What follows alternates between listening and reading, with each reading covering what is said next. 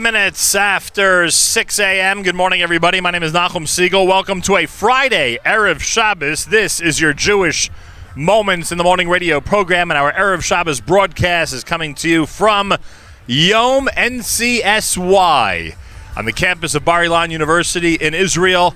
We are, of course, not broadcasting live at the moment. This is Yom NCSY's Thursday night celebration, the culmination of an amazing day of gathering all the NCSY summer programs together from all parts of Israel. Last night, as you know, and a radio show that you heard on Thursday morning, we were with NCSY Kollel and highlighting some of the great work that's being done in general with NCSY's summer programs. Today, we are at Yom NCSY, and David Cutler is with us to kick things off.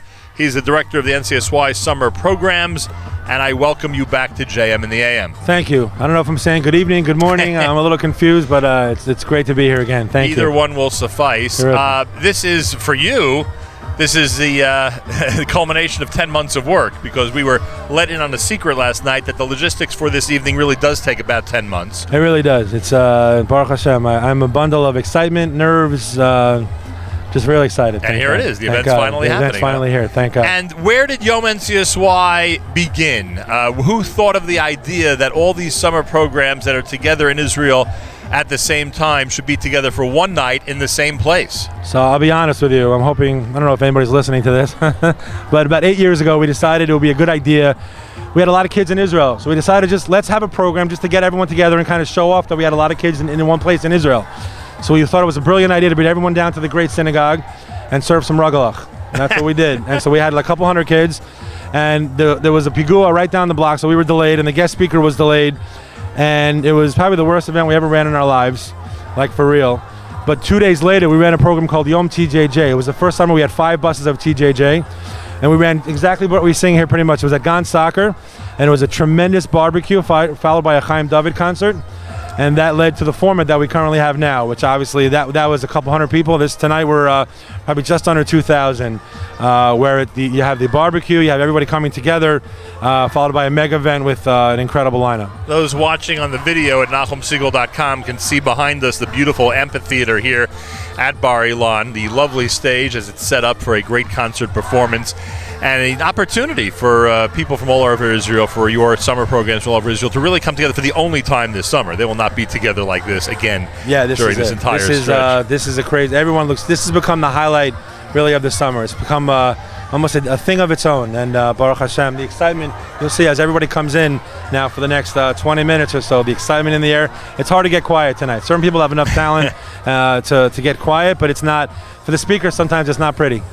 Well, we'll see what happens. Yeah. Largest gathering ever, as you mentioned, of course, because the summer programs now, you're enjoying its largest attendance ever. This is something we spoke about yesterday. An incredible number of the students from the United States, from Canada, from other parts who come together to be part of the NCSY summer programs. Tonight, you're going to announce, you've already hinted, and more directly than hinted, at the fact you're going to be announcing more programs next summer. We spoke about the fact that registration for next summer will open immediately after these summer programs end, when they land back in the United States. So the momentum, the incredible momentum, the incredible energy that's felt here tonight, you get to feel all year round, as it just keeps, it just seems to keep building and building and building. We do. So this is the way it falls out this year. Is TJJ is almost ending next week, so right. it kind of like it's the culmination for their summer, but our other programs are only here for only a week or two.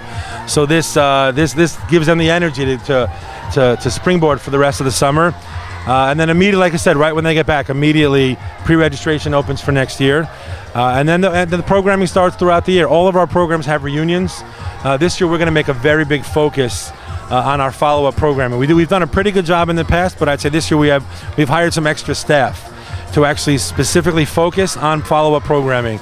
Because again, like I said, the relationships that we build are not just one summer and done. These are lifelong relationships, sure. And we keep these relationships certainly through high school. And now we have something called the senior specialist, which we've hired now across the country, and we actually are monitoring kids as they come out of 12th grade, coming into making sure they go to Eretz Yisrael, knowing where they go. And for those who don't go to Eretz Yisrael, we're actually following them onto their college campuses and hooking them up with a Jewish life on campus as well. So we're really, we're starting with kids as young as 6th, 7th, 8th grade, actually 4th grade in Camp Maor, and really following them in through their college. So it's a year-round exciting job. Before we started this evening, I had the opportunity just to meet a couple of participants and I met a young man from Miami, asked him what he's doing here. He says that he is a former TJJ member who is now a TJJ Madrich.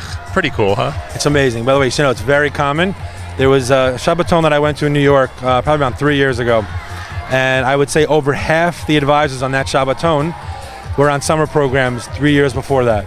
And so it's very fulfilling. Now that I'm here, you know, Baruch Hashem, 10 and a half years as summer programs director, 11 and a half in the system, you really get to see. Somebody came over to me tonight who's a Rebbe on Kollel. This is tonight.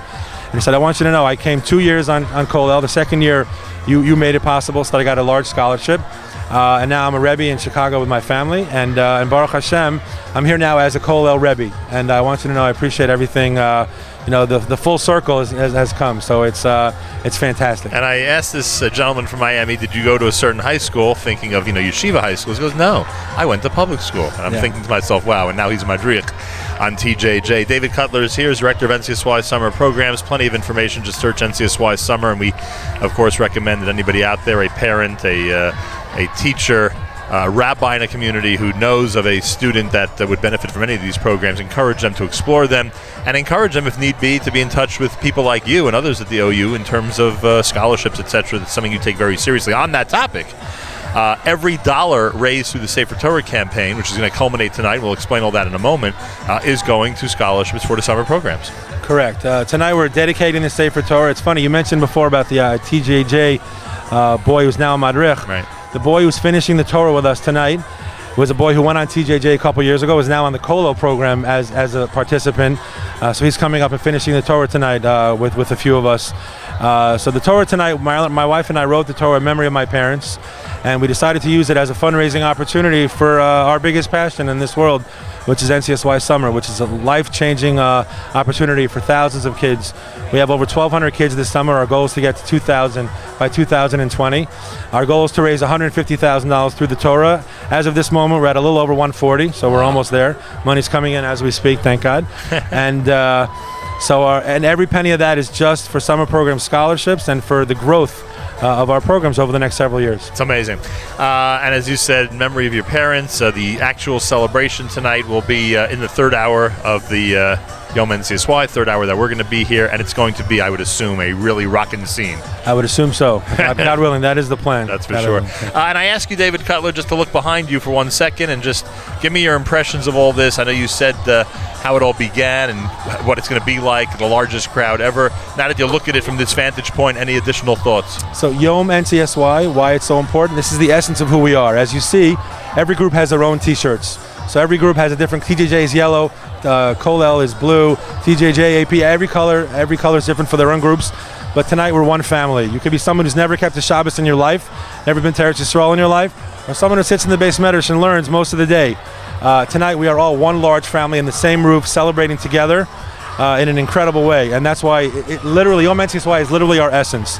So we fought very hard, financially to make this program where it's come to, and now, like I said, it's a given. People have come to Eretz Yisrael specifically for this program tonight. We have people who flew in for a 4-day weekend just to be at this program, and I can't tell you how fulfilling it is. The energy, to see everybody coming in, with their shirts. I mean, I know we're going to run late, which I guess most Jewish events usually do, but really at 8:30, I hope this place goes dark, and you'll see the energy is fantastic. Well, congratulations, Mazel Tov, an amazing accomplishment. Thank you for having us here, and continued success. You're doing a lot of great things for Jewish youth in North America. Thank you so much. It's been an honor to have you here, and we encourage everyone to reach out. We're Baruch Hashem. It's an honor to serve the Jewish community, to work with the OU, our parent organization. Can't say enough about working with the OU and the Orthodox Union and NCSY. It's very fulfilling, and it's a wonderful thing that we do, and we're so proud of what we do for the Jewish community, and in particular these teens. Well, you should be. David Cutler, thank you. Congratulations thank you so much, again, Mazal Tov, on the big occasion. Tonight, Yom NCSY, the Cutlers dedicating the Sefer Torah in memory of David's parents. That celebration is coming up later. It's part of the program here tonight. By the way, we should mention that the world of Jewish music is well represented here this evening. Both Shlomo Katz and Benny Friedman are part of the program. They will be here. Hopefully they'll join us on the air, in fact, at some point. But whether they do or not, they are going to be featured here at Yom NCSY on stage. Miriam L. Wallach joins me. We'll get her impressions. Look behind you before you sit down. Isn't that amazing? Pretty incredible, huh? Welcome to JM in the AM. Hi, how are you? Good morning. Good morning. Good morning. The sun is setting, and we're saying good morning. Yeah, not bad, right? So far, a pretty good scene, no? Oh, it's pretty cool. In general, the programming this week, frankly, has been incredibly cool, and I'm not saying that lightly at all. From starting out our programming 30,000 feet above the Atlantic, that was fun. We don't know of anyone else who's ever done an hour and a half straight radio broadcast from a plane. We really need to check, like... Trust me. You know. We're keeping that distinction no matter what. I'm not handing it over to anybody. No, certainly not. We need a plaque for it. We need a Guinness. Yes, we need something like that. And we have a lot of witnesses, so it should be easy. Do we have video? No, I have pictures. Yeah, we have pictures and we have witnesses. And frankly, we have the sounds of the engines in the background. Signed affidavits we'll get. Exactly. So we began with that programming, which was incredible. And that took us to the hangar for the ceremony of Nefesh B'Nefesh. We then went to Regavim and heard unusual, incredible work being done on behalf of the state of Israel. We went to NCSY Kollel last night, which was Wednesday night. Right. For anybody who was particularly confused about the chronology of our programming. Right. We went Wednesday night, was part of the finishing of the Sefer Torah, which will be really finished tonight. And then came here tonight, Thursday night, to be at what is, I mean, frankly, the party of the century. Incredible for NCSY campers who are on NCSY Israel programs. There are kids dancing on both sides of the Mechitza already. There are Israeli flags being waved. And we should mention, I'm not sure that if you mentioned already with David, I apologize, but we should mention that every group has its own, is color coordinated. Right. Did you mention this already? Yeah, he mentioned that they have their own color, and in addition to that, yet they're all considered one big happy family. Yeah, and that's beautiful. But what's cool is that in a minute we're going to see them all seated in color order, or whatever color that is, and they all have a cheer that is definitive and distinctive to their group. And I am sure that our listeners are going to not only be able to see a lot of the activity, but also hear those cheers going on. Well, I kept hearing that bus number 6 is the best bus. That's what I kept hearing earlier. Well, I guess we'll find out. That was the cheer I heard. Right, that was the cheer going on. The other thing we should mention, by the way, is just in reference to last night's program, we got yesterday's JM in the AM. Correct. Yesterday's JM in the AM. Wednesday night's pre-record at Beit Meir, right, at NCSY Kollel. We got a tremendous amount of beautiful feedback from people who really enjoyed the program, but specifically they enjoyed listening to the boys sing. Right. And that's something that I hope we'll be able to give you tonight, is more of that teenage excitement, that youth, that exuberance that comes out in song. We've mentioned this so many times, how Jews are united in music, Jews are united in song. These are songs that we all know. There are songs that our generation sing, that future generations will sing, and that past generations have sung. And that there's so much power in Jewish music as a unifying front that when David Cutler says we're all one big happy family, there are going to be so many points tonight where everyone's singing at the top of their lungs the exact same song, and that just belies the fact that we really are one big happy family. No question about it. It's why it's one of the reasons it's so exciting and so inspirational. We should mention that there's one more broadcast we're going to be doing from Israel. That's Sunday from Yeshivat Makor Chaim in the Gush. You'll hear that on Monday, the first day of our 3 weeks format, Monday morning at JM in the AM. And it's funny, every time somebody walks by, I get so distracted. Right, it becomes distracting a little bit. But I also want to mention, as a parent of a child on one of the NCSY programs currently who is in attendance here tonight, the fact that my daughter has already lost her voice and is not even a full week into the program is not because she's been screaming at people. It's because she's been screaming with people. And I think that that's just fantastic. There's a lot of good nachas. There's a lot of good enjoyment for us all to be shepping, just being a part of this. And with so many situations of disunity and disharmony, for this night to come together for everyone is really quite remarkable.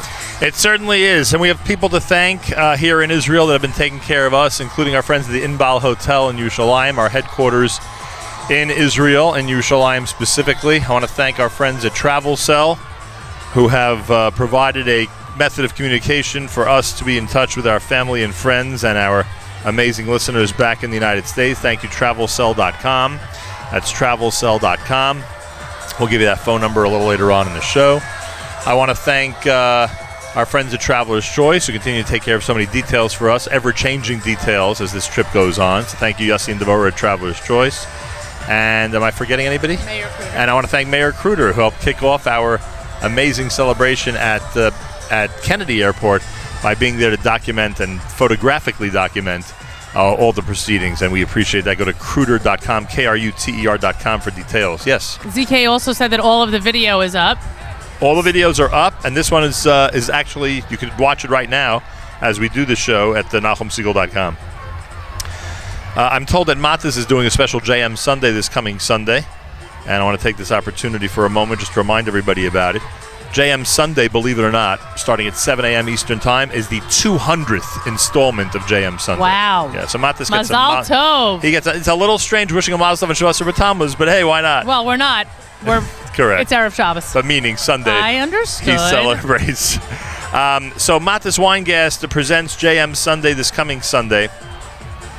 And he is going to feature a whole bunch of different things this coming Sunday. Starting at 7 a.m., he'll observe the fast day and start the 3 weeks format with a combination of a cappella music and Divrei Torah. He'll also interview Michael Haruni, creator and editor of the Nahalel series of Sidurim, inspirational format with amazing photography. You can go to nahalel.com to see what he'll be doing or who he'll be speaking to. And it is, in fact, the 200th JM Sunday show, so Mazal Tov to Matis, and we thank him. He has been really an important linchpin in our network schedule, so Absolutely. I thank him very, very much. And Shlomo Katz and Benny Friedman are scheduled to join us because they're going to be on stage right here, right behind us, very soon to kick things off. In fact, I think Benny's seriously kicking it off. I think he's the one who's going to be coming out on stage first to really start the celebration. Oh, I thought he was... he's not close? And he'll be at the end, yes. Okay. He'll be at the beginning and the end. We had the opportunity to hear those sound checks. Yeah. Oh, they got great material planned. Shlomo Katz playing Kishoshana. That's right. A song written by his father. Unbelievable. That was beautiful. Yeah, it's amazing. Yeah, all right. Looking forward. What else? Anything else that we should talk about right now? We should also, by the way, remind our listeners that Benny performed for the Olim for Nefesh B'Nefesh. First of all, I've heard he's had an incredible week here in Israel. And you know how amazing Benny Friedman is.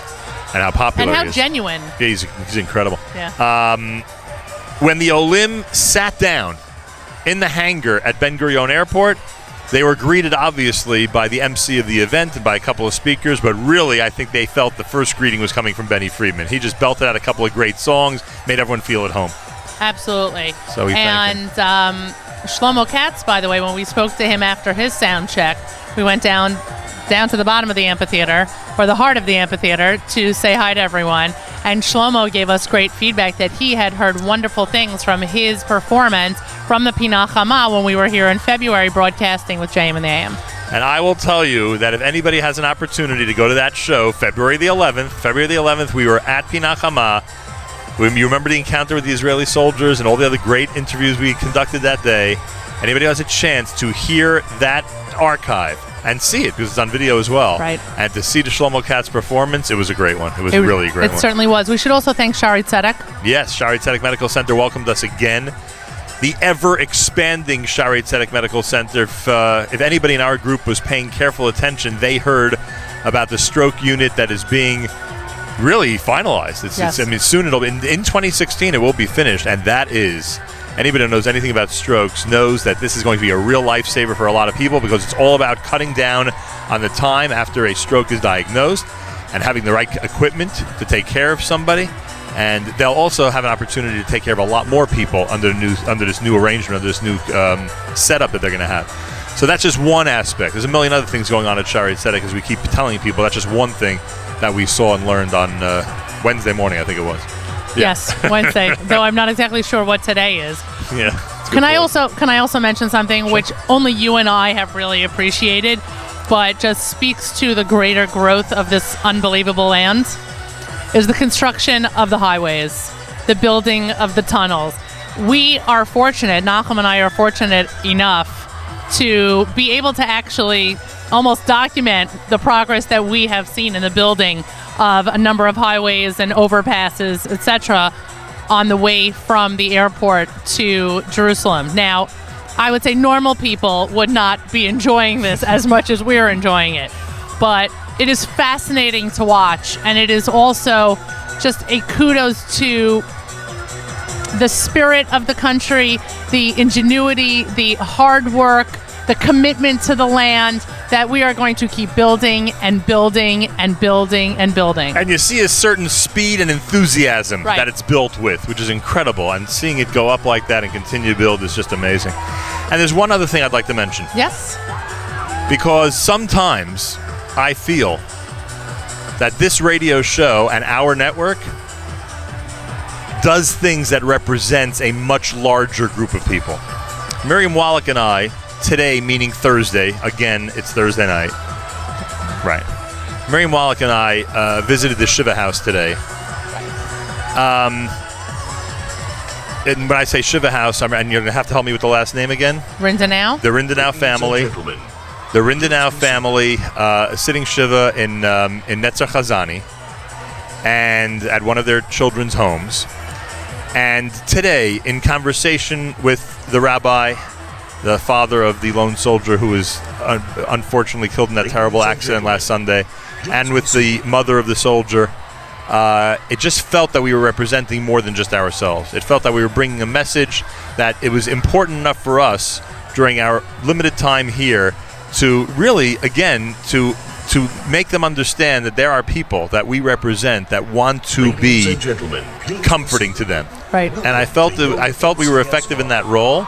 And I just want the listeners to know that I believe, because of the way we identified ourselves from JM and the AM, from the Nachum Segal Network, and the conversation that ensued, that they got the feeling that there were a lot of people with us there at that Shiva call. I agree with you. I was particularly proud to have been there with you and to be representing the greater Jewish community in New York, New Jersey, and frankly our entire listenership. Right. But more than that, when Mrs. Rindanao, when Rebbitzin Rindanao said, "I listen to you every morning on my way home from work," I mean, she was blown away by the fact that you were there. And when we made it clear to them that this was a priority, we needed to do this. This was as important as so many other things that we're doing on this trip. It meant a tremendous amount. And when Rabbi Rindanao said to you, he couldn't, I mean, everyone's comment was the same thing, "Oh, I should have recognized you by your voice," which is obviously something we've heard a number of times. But more than that, when he said that he was part of the team that gathered to look for your father In 2008. it was like an unbelievable siyata d'shmaya that we had come, that a program we were supposed to have at that time fell through, and so we were really able to fit it in at that moment, and that you were able to be makir tov to somebody who had shown you a similar kindness Years ago. It's just, you The know, whole thing was God. unbelievable. We always see God's hand in the most incredible ways, but man, That did was He something. deliver us to that house today? That was something. So I think it's important that we mention that. And we, of course, extend our condolences to the entire family. Shlomo Katz is going to be joining us here at the JM and AM radio broadcast. Should we go to a song first? I think we should go to a Shlomo Katz song. We'll go to a And if I know Nachum Segal, he will be going to his favorite Shlomo Katz song Well, off of the newest album. I would say this is my favorite Shlomo Katz song that's recent. I said off the newest Oh, album. right, off the newest album for sure.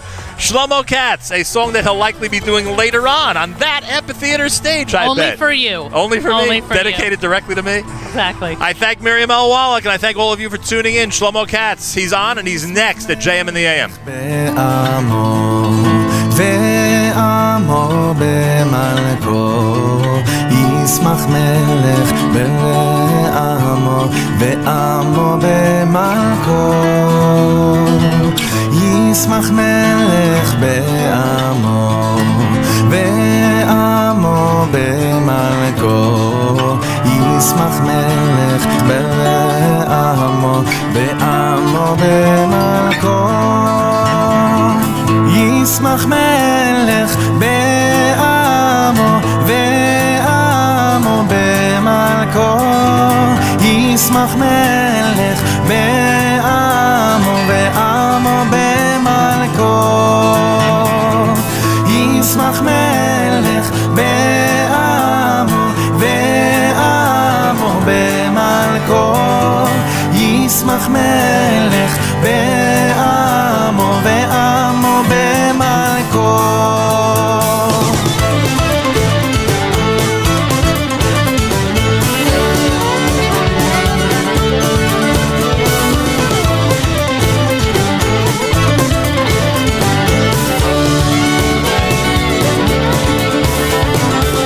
ישמח מלך בעמו ועמו במלכו ישמח מלך בעמו ועמו במלכו ישמח מלך בעמו ועמו במלכו ישמח מלך בעמו ועמו במלכו ישמח מלך בעמו ועמו במלכו ישמח מלך בעמו ועמו במלכו ישמח מלך בעמו ועמו במלכו ישמח מלך בעמו ועמו במלכו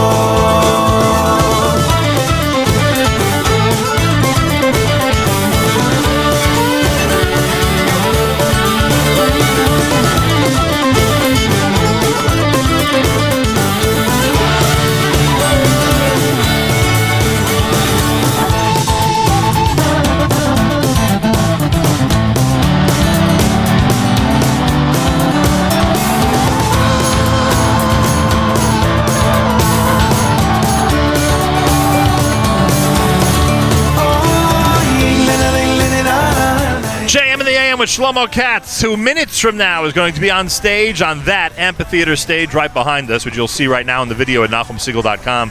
Shlomo Katz, it's Friday morning show, so I have to say Boker Tov to you. Boker Tov, a good Erev Shabbos. A good Erev Shabbos is right. How are you? It's so good to see you. Special. Not twice, like we said before, twice in a few months on my home turf. I'm getting used to this. Oh, believe me, I hope I get used to it soon. Check out February 11th when Shlomo Katz did a live performance for us at Pinach Hamad. Check out the archive, everybody. It's well worth it. Well worth it. We heard you preparing for this evening. It sounds like it's going to be an amazing show. What are your feelings when you see 2,000 Jewish youth come together for a night like this? This is one of my favorite evenings of the whole year. We've been privileged to do this for about 10 years already. Are you serious? But this is the biggest one. So yeah, honestly, and it's not just saying it. Right, it's really 10 years. This is 10 years. This is the greatest. This is the biggest production yet.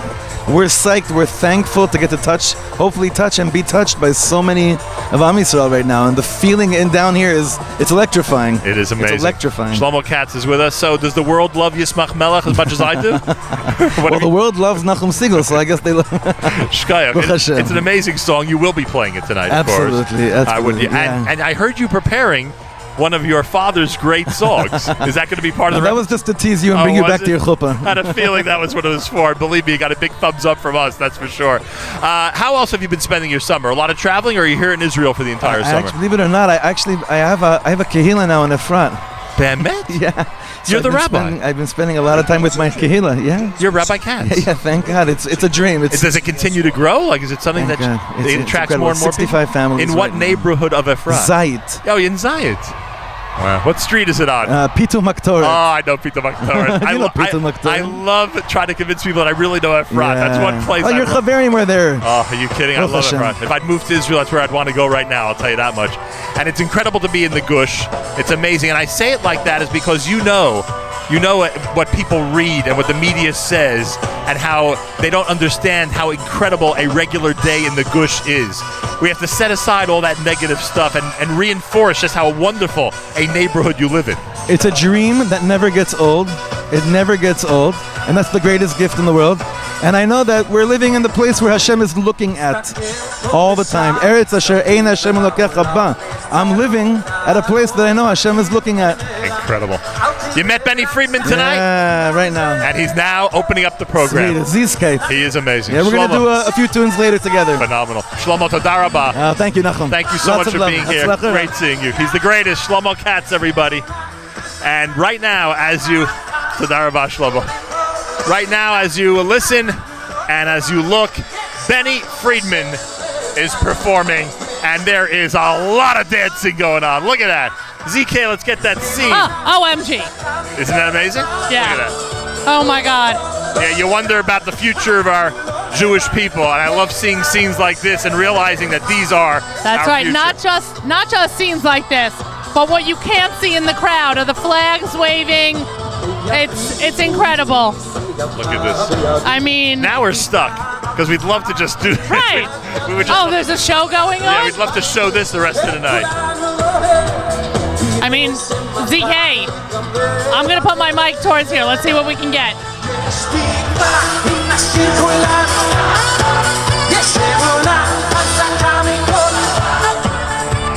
All right, we're passing off the baton. Elon's going to get as close as we can.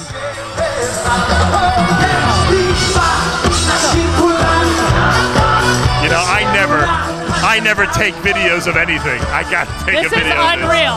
I gotta take a video of this. Wow.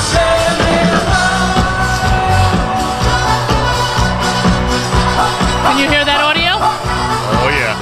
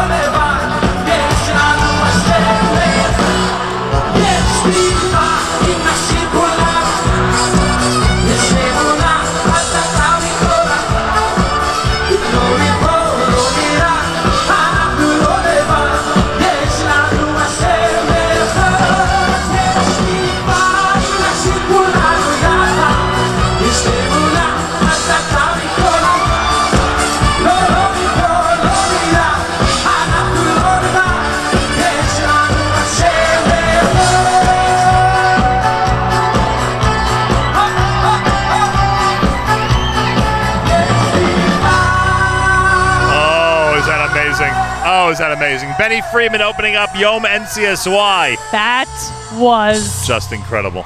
And yes, the unbelievable. stage live looks just as good as it does. It Or I should say on the certainly video, does. looks just as good as it does live. And the number of boys on one side and girls on the other just jumping up and down and enjoying the music and kicking things off. Just remarkable. I've said to you before, on a personal note, I've shared it with my family, and I mean it wholeheartedly, that I feel very fortunate as a person who thrives on music and a person who actually, I'm saying this seriously, who needs music to survive, to be able to work where I need to listen to music and have the opportunity to be part of live music presentations like this. I mean, This is incredible. I couldn't be luckier. Yeah, we're all lucky when we get to see crowds like this and be inspired by the music that's been playing. We have behind us the videos that are playing, or I should say on the screens behind us, are videos of what I assume are NCSY Summer Program members Right. just giving short messages and saying how much they love what's going on. I still have not met, I haven't met any kid in any neighborhood that really had a bad time here. You know what I mean? Like, everyone just seems to have such a great time. David knows what he's doing. It's amazing. Like, they Yeah. just have a great time, and they love coming here to the Holy Land, and they He's just enjoy it so much. No, they certainly do. They all have a great time, and even for a high school boy who's not completely effusive, to hear from one of the Colwell boys last night, when I looked at him, I go, so, typical teenage boy giving the monotonous monosyllabic word. So, how's it going here? And he goes, good. I'm like, all right, that's great. That's an A+ in so many teenage parent books. That it's certainly a lot of fun. And what's also interesting, by the way, is that this time slot is also supposed to be for Benny. So Benny actually has been on already. Remember? Well, Benny was on. No, I know. I'm saying. And of course, his performance was on. Maybe he'll still make his way up here. I'm sure he is making his way up here. What was genius, by the way, was that Benny came on without introduction, and I thought that was so great. They didn't say his name, right? There was an MC, but I don't think he said the name. Right. He just got on and made the house rock. Yeah. It's JM in the AM, everybody. Friday morning, Erev Shabbos Parshas Balak outside of Israel. 8 o'clock is candlelighting time in the New York, New Jersey area. And here we are. We're literally, and you'll see this on the video at NachumSegal.com, we are literally on top of an amphitheater. We thought it was a big deal being on an airplane doing a show. I think this is pretty cool, being at the very top of the Bar Ilan University Amphitheater on a Thursday night as we look over the entire Yom NCSY proceedings. And it's funny, I say to myself as they're dancing, I guess these kids, once the dance is over, once the Eish Tikva ends, are going to be heading back to their seats. They ain't going nowhere. No, not so much. They are just... Because they know there's more coming. I guess. Why go back to a seat when you know somebody else is getting up to perform? It's funny, for any concert goer, until the musicians leave the stage, stay exactly where you are. Exactly. And what's funny about the whole thing, and I think we're going to get a Shlomo Katz performance now, what's funny about the whole thing is I'm saying, I wonder if they even worried about having enough seats here in the amphitheater. It's irrelevant. It's totally irrelevant. They don't need seats in this amphitheater. I don't know. Oh. Somebody's playing White Stripes. I don't know if I don't know what's going to happen when Miriam Parrott speaks. I don't know what's going to happen when Naftali David Bennett alluded to the fact that it's not easy to get this crowd quiet, and most of the speakers are not effective at getting them quiet because you can imagine how. Do they need Nachum Segal to Well, go I don't know there? about that. I have a job to do here. Yes, but actually, yes. But I will tell you that it was interesting to hear him say that's a concern. There's so much enthusiasm here that even for the greatest of speakers, and they have a great lineup tonight, it may be difficult. Ladies and gentlemen, what do we got welcome to Yom NCSY! Nice. Oh, that was not bad. That was a good one. That was good. Who is that? I don't know. We can evaluate it later. Right. Remember, he does does have the acoustics of the amphitheater in his back. Remember, and he also has a mic. And he also has kids that have already been revved up by Benny Friedman. So he basically could tell them that they're out of water and that there'll be no snacks and they'll still get a cheer. Do people realize that these are the conversations that really do go on? Yeah. At the Nachum By the way, Segal folks, this is not just, this is what we do. Exactly. Oh, what do we got? Sit right here. Oh. Please find your seats for just a few moments. There you go. All right, oh, so wow. Look, the kids are moving. I know, they're actually going back. Pleasure to be here tonight with It you. is a JM in the AM broadcast for a Friday morning as we are celebrating with NCSY the unbelievable and incredible Yom NCSY as they're all together, thousands together here at the amphitheater in Tel Aviv at Bar Ilan University. I think we should go to a Benny Friedman selection. Well, I can't hear you. I think we should go to a Benny Friedman selection. I agree. We'll do this one. Plenty more coming up if you keep it here, everybody. This is JM in the AM, and this is, in fact, Benny Friedman.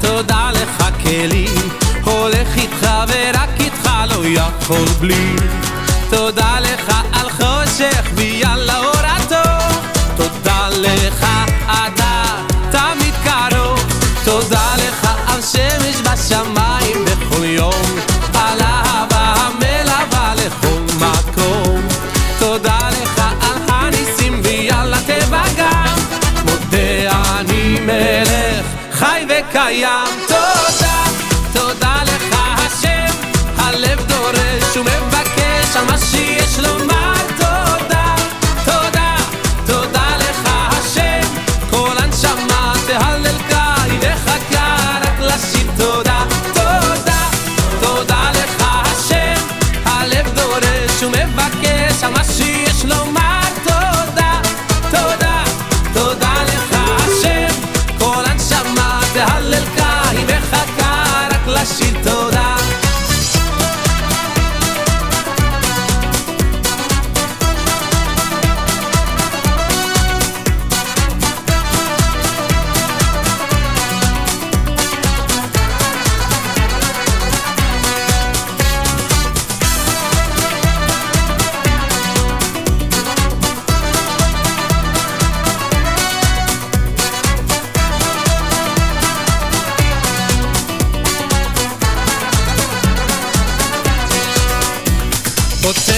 את ידיך ומשפיע לכל חי בהרי כויסי לוחם ברוך ועד בלי די הקל הזן ומפרנס גוזר ומקיים על הכל תודה לך השם תודה תודה לך השם הלב דורש ומבקש על מה שיש לומר תודה תודה תודה לך השם כל הנשמה תהללך היא מחכה רק לשיר תודה תודה תודה לך השם הלב דורש ומבקש על מה שיש לומר תודה תודה תודה לך השם כל הנשמה תהללך היא מחכה רק לשיר תודה For every day you give to me my future and my history תודה לך Cause you're the music and the rhyme, you're the rhythm and the time, תודה לך I know that there's a reason and a planet, so I try the best I can to make you proud So all the friends I made along the way, let me hear you sing it out loud תודה, תודה לך השם הלב דורש ומבקש על מה שיש לומר תודה, תודה, תודה לך השם כל הנשמה תהללך היא מחכה רק לשיר תודה, תודה My thanks to you, my life is all from you The light is you, the darkness too You, you, you Toda My thanks to you, my life is love for you Though I am small, I hear your call That you love me too Toda My thanks to you, my life is all from you The ones I love are gifts of love from you, you, you The tears I've cried and joy The friends that I've enjoyed It's all your love from up above And oh, I love you too Toda, toda לך השם הלב דורש ומבקש על מה שיש לומר תודה, תודה, תודה לך השם כל הנשמה תהללך היא מחכה רק לשיר תודה It's Benny Friedman, of course, here at JM in the AM, and he'll Be up here in a few. oh, he will be up here. I hope so. He is, hopefully, he's scheduled to join us. Arne Frankel and his team. He was just from announced. Masada Yehudi, the Jerusalem journey. He was just announced as part of the lineup tonight. He got the official introduction just now. Very, very boisterous crowd Right. greeted his name. Right. A lot of fun going on here. We actually have a phenomenal lineup of our own this evening. That's correct. I know that they are touting their own lineup from that stage, and I'm not taking anything away, but we will have a number of the members of the Yom NCSY program joining us on the air, and we'll have additional people who run programs for NCSY Israel who we did not meet last night who are joining us today, Right. this morning, including Rabbi Dr. Noam Weinberg, who is Correct. running Jolt Israel, including Rabbi Barry Goldfisher, who's running TJJ, and a number of other programs. So we have a lot going on in Akiva the Naiman show. of Built is supposed to be here. Rabbi Akiva Naiman also he's as supposed well. to be here. If That'll be anybody interesting calls you interview. Uncle Uncle Malcolm, can I'm going to laugh. I'm just going to tell you. Hey, I I'm think his it's uncle. great. As I you think should. that is true. I think And I'm it's very great. proud of him. You should be. You know, He's amazing. I have yet to meet the famous Akiva Naiman. Oh, tonight's the night. Finally. Tonight is my night. Even when he was sitting next to ZK on that flight, somehow or another, I was on the same plane. And I didn't remember get what to meet him. happened? I don't remember. You were getting on the plane, and he called my name, and I stopped, and I was a few, 50 feet behind, and we had a whole conversation. And I didn't realize. And you said, "Who was that?" I go, "Oh, I would love to have met him." Right. The whole thing. So tonight is the night. We had to come back to Israel for this to happen. He's such a superstar. He certainly is. There you so go. many incredible things. Oh, But boy, as oh, boy. Alan will tell you, We'll hit the top of the hour soon, and we'll bring on some of those guests that you just alluded to. I do want to take this opportunity, and I wish I would know their phone number by heart, but soon I will. Our friends at Travel Cell have kept us connected to our family, friends, relatives, and staff in the New York, New Jersey area. You want to rent a phone, Israel or anywhere else, or any type of equipment that you might need, including MiFi cards, you go to... I'm sorry to interrupt you, but the crowd is chanting Alan Fagan, That's funny. who will be joining us actually after he leaves the stage. If you want any information about phones or any type of service for Israel anywhere else, it's travelcell.com or 718-382-6500, 718-382-6500. And I do remind everybody that we have Monday's JM&AM radio show being recorded on Sunday at Yeshivat Makor Chaim not everybody in this audience realizes their role in the last few years in the Gush. We will talk about their role. We will talk about their present and future as well. And that'll be coming up on Monday, the first day of our 3 weeks format. Right. Matis on Sunday will present the 200th edition of JM Sunday. We wish him a mazel tov, and that will include the beginning of our a cappella 3 weeks format. That'll be happening Sunday between 7 and 9 Eastern Time on the stream at jmnam.org and on the NSN app. And if you want to comment on anything going on right now or anything that's happened this week, you can do so on the app. Make sure you have the NSN app for Android or for iPhone, and go ahead and comment. And now I get the whole situation. There you go. Now I get the whole situation. You know what I'm about to say. Alan Fagan, prominent member of the community and wonderful leader at the OU, and you can imagine what kind of role he's had with all of this over the years. He's trying very hard to speak, and there's a very enthusiastic crowd who like to cheer their own program names as much as possible.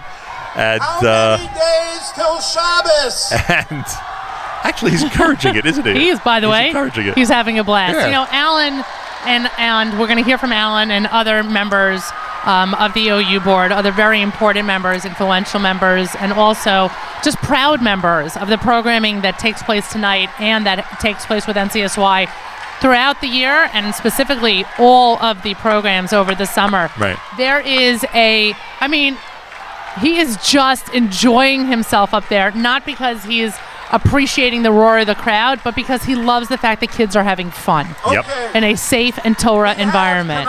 And I think that speaks volumes to what NCSY stands for, what the OU stands for.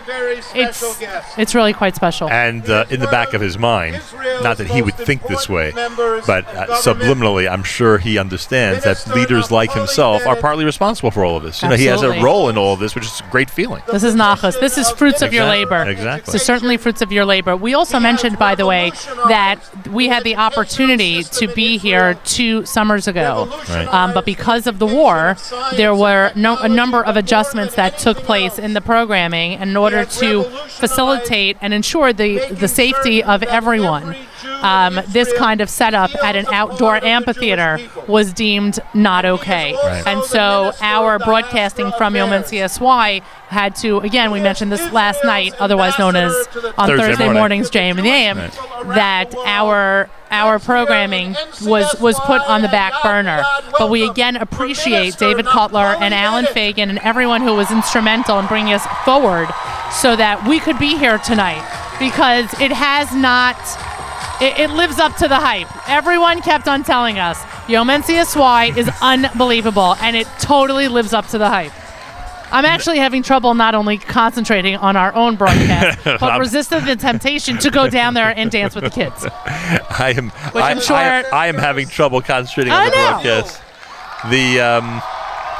One of the features that happens here at Yom NCSY is members of government stop by, and so I believe they're up to that part right now. Yes. So there you go. Right. So we can go to a song. We'll go to a song. Plenty more coming up. And we are on video at NachumSegal.com, on the app as we've been describing to you. And I'm going to do one more Shlomo Katz song. You know, you figured that our program here would be dominated musically by Shlomo Katz and by Benny Friedman because they are the featured entertainers tonight. And there is a wonderful song that he has called Likrat Shabbat. It's Shlomo Katz on a Friday morning broadcast. This is JM in the AM.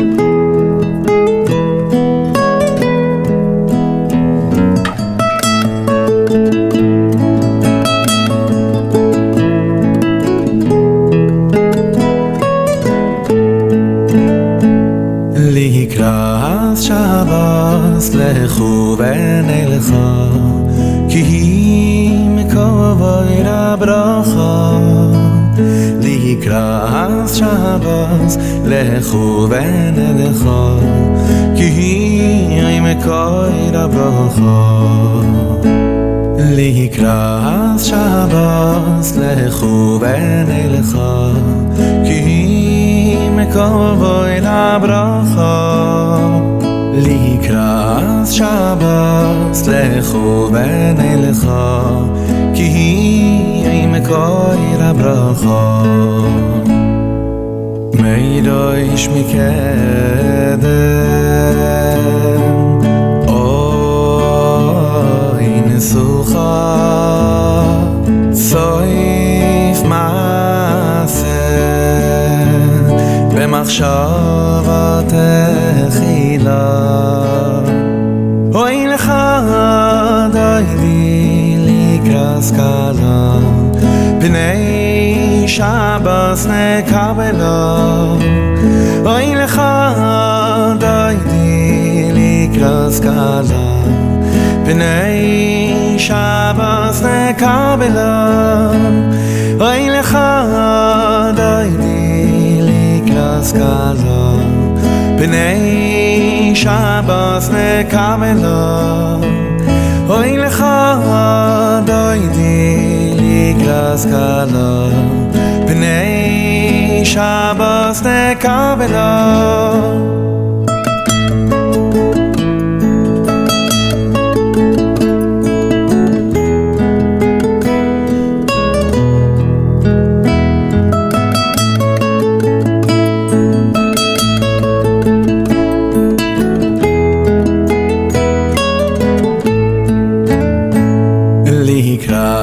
Shabbos lechu v'nelecha ki hi mekavoy labracha likras Shabbos lechu v'nelecha ki hi mekavoy labracha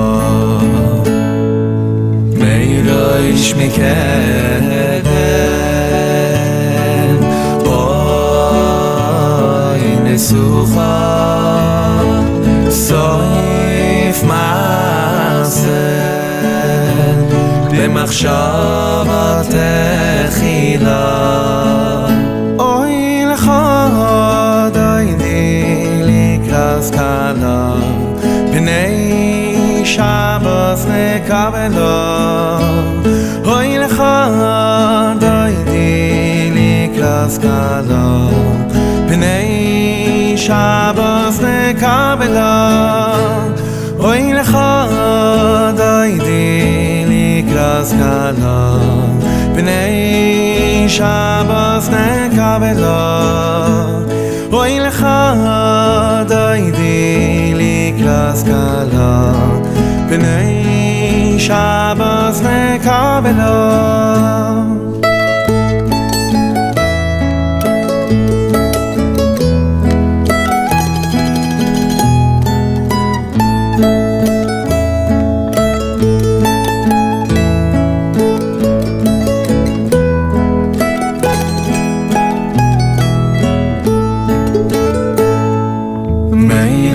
ish mikedem oy nesucha soif maaser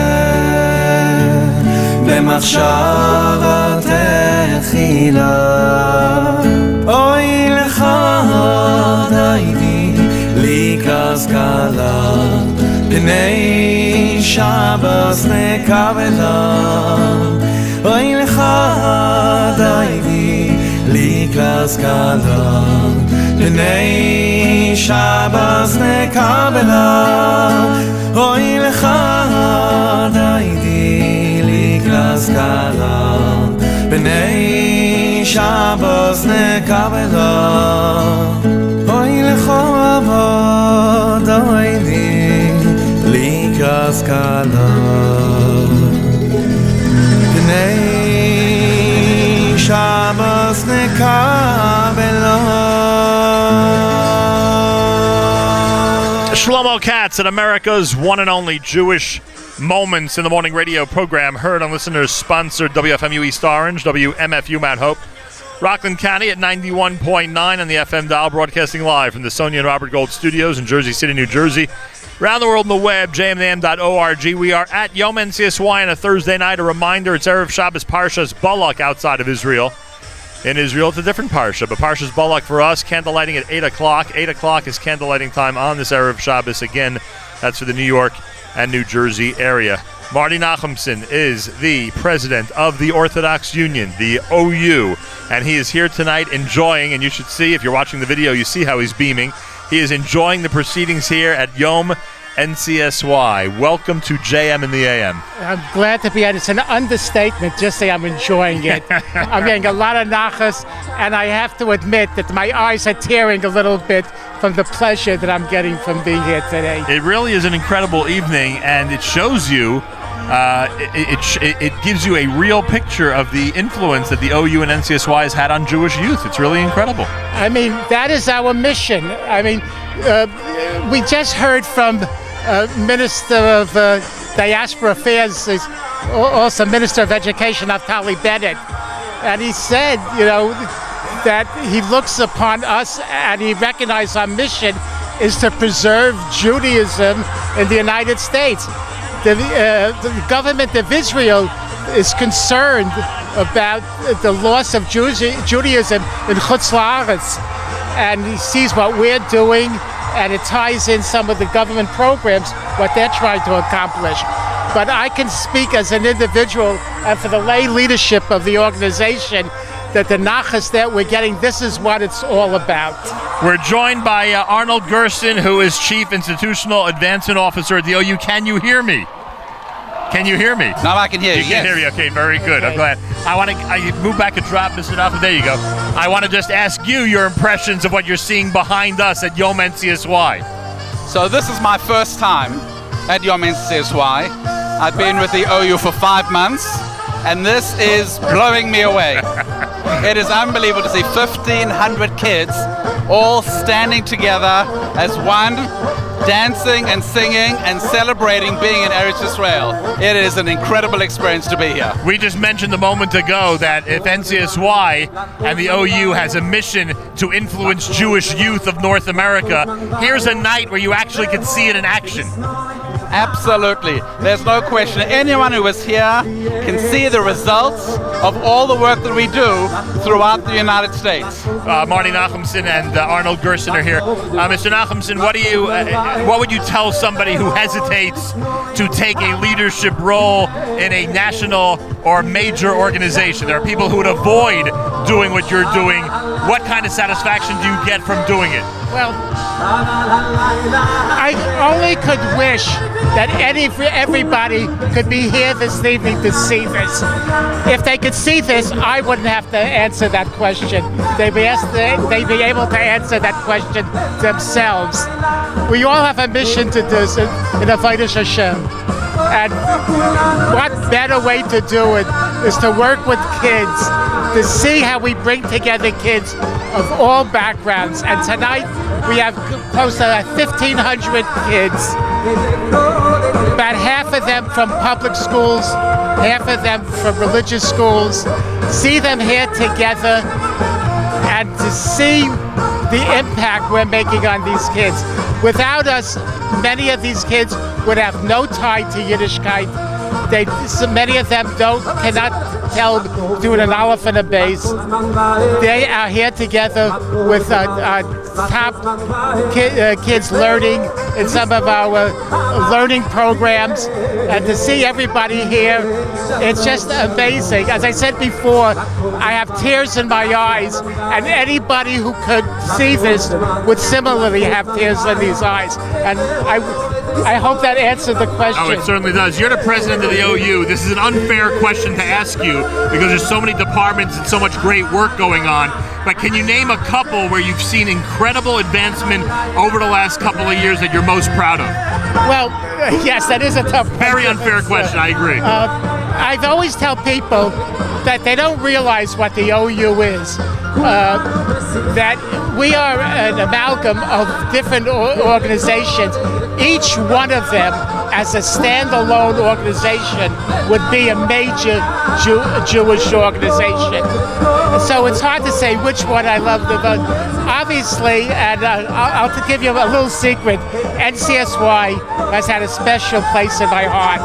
Before being president, I was the chairman of NCSY. Oh, there you go. So I've been responsible for these programs. I've been here before. So I do have a special place, but I don't want to lessen the impact that the other organizations have had on me. And Arnold Gerson, your Chief Institutional Advancement Officer, what has advanced in the short time you're there that you're proud of, that you'd like to mention to this audience? Well, for us, the most exciting part is shifting our focus to fundraising so that the incredible needs that are out there can be met through the work that we do. So in the last 5 months, we've established a benefactor circle for our major donors. Tonight we had an event especially for them at Yom NCSY. We had 60 donors showing up especially for this event to enjoy this incredible opportunity. So we've seen major changes, and the truth is that as much as the kashrut helps to make sure that we have our needs met, there is so much more that needs to be done, and that's what we're hoping to be able to do. Arnold Gerson and the president of the OU, Marty Nachumson, thank you so much for joining us tonight. A pleasure to be here and to speak with you about the incredible work of the OU and NCSY. Thank you very much for everything. JM and the AM as we continue as an incredible celebration is going on behind us here at Yom NCSY, and Alan Fagan's joining us. Kids are fantastic. It's really I'm going to ask Alan to help me keep the background in our background. Alan, I'm going to ask you to sit like this with me so we can have the background and we can go ahead and keep it in the shot that we're videoing here, this incredible scene behind us. Alan Fagan is Executive Vice President and Chief Professional Officer at the OU. He is also somebody who has been an incredible partner of ours. Always, I believe, an admirer of what we do, but in your capacity now at the OU, you have been just spectacular in partnering with us in so many great projects. Thank you, and welcome to the show. And thank you, Nachum. We are so delighted to partner with you. I don't know anyone who could get the message of tonight's evening out better than the Nachum Segal Network. Thank you very much. To all of your thousands and thousands of viewers. I wish every one of them was here live, but the next best thing is to hear it on your show. What did it feel like addressing this crowd?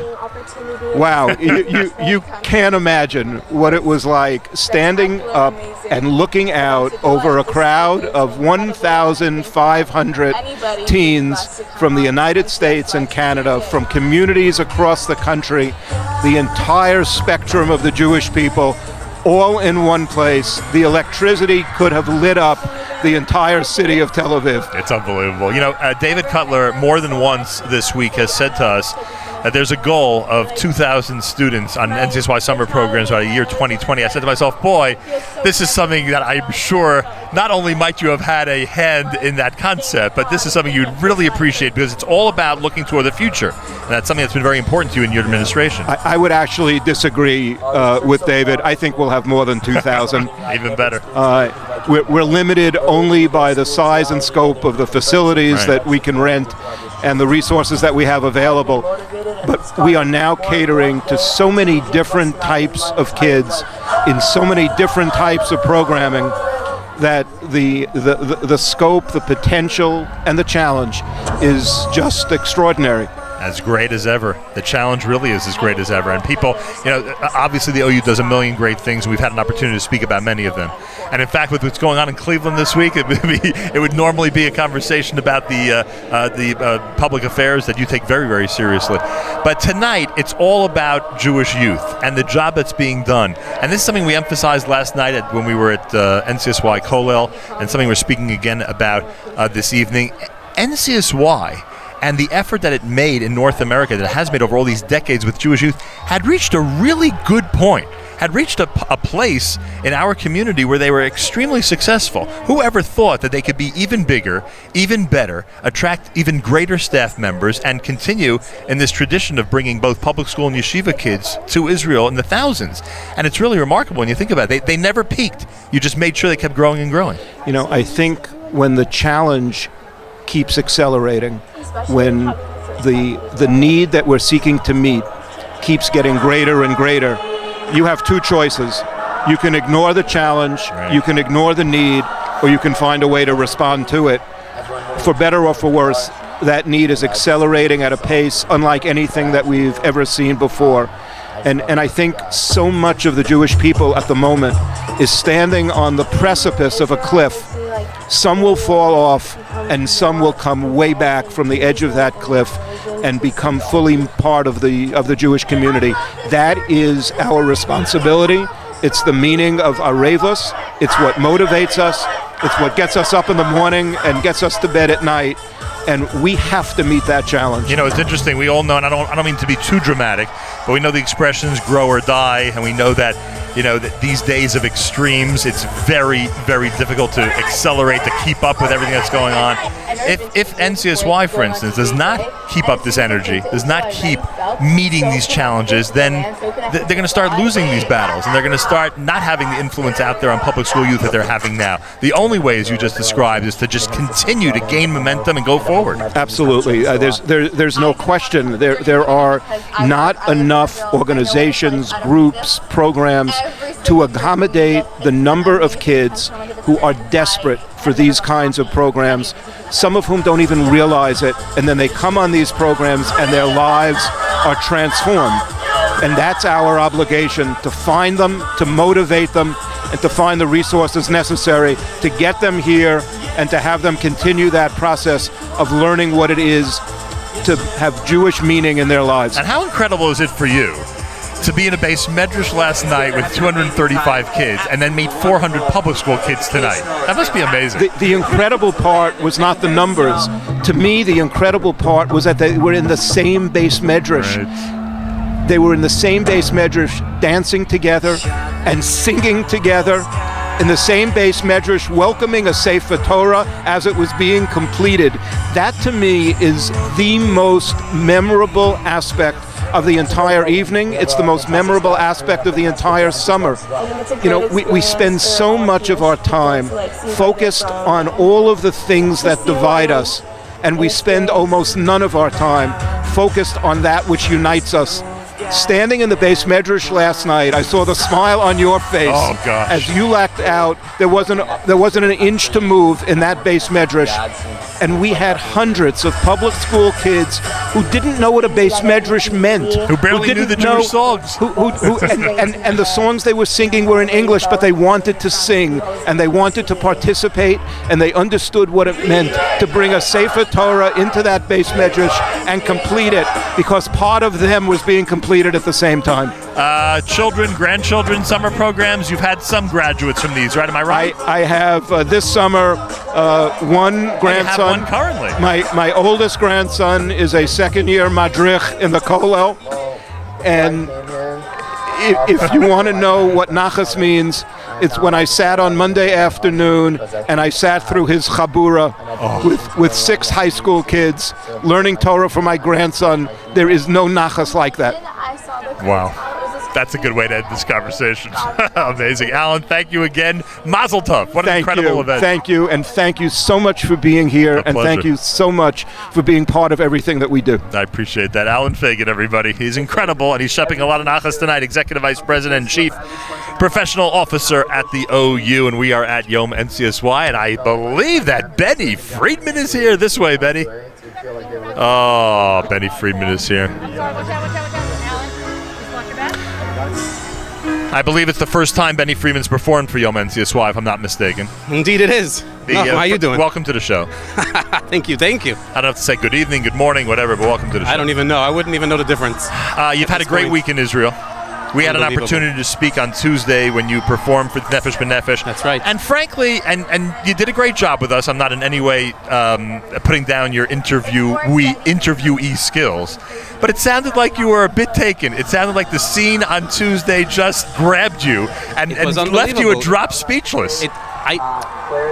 I've come to Israel many times.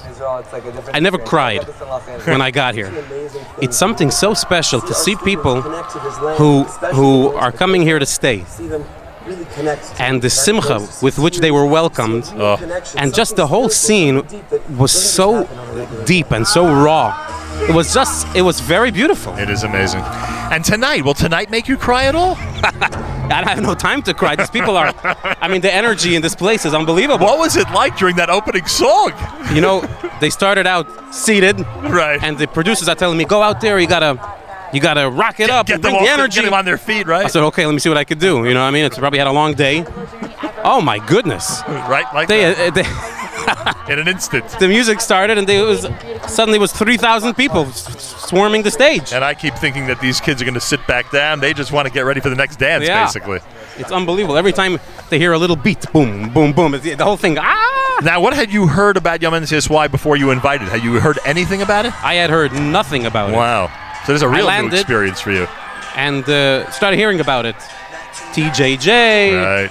And Michlelet and Medkolel. yeah, and Give hearing and bits Joel. and pieces about it, and this is unbelievable. It is an amazing scene, and like we always say, you get this type of Jewish youth, these numbers together, it gives you tremendous hope for the future. Hey, Yesh Tikva! Yesh There you Tikva. go. See How do you like Product that? placement. And what it must be for you when kids of all backgrounds know your song. That must be an amazing feeling. That's the most unbelievable part.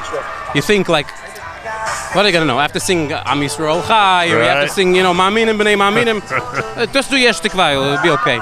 And then 3,000 kids singing along. NCSY, Chevre. It's Pretty unbelievable. amazing. Benny Friedman with us. You're heading back to the United States at some point? Or are you staying here? I'm heading home in a couple hours.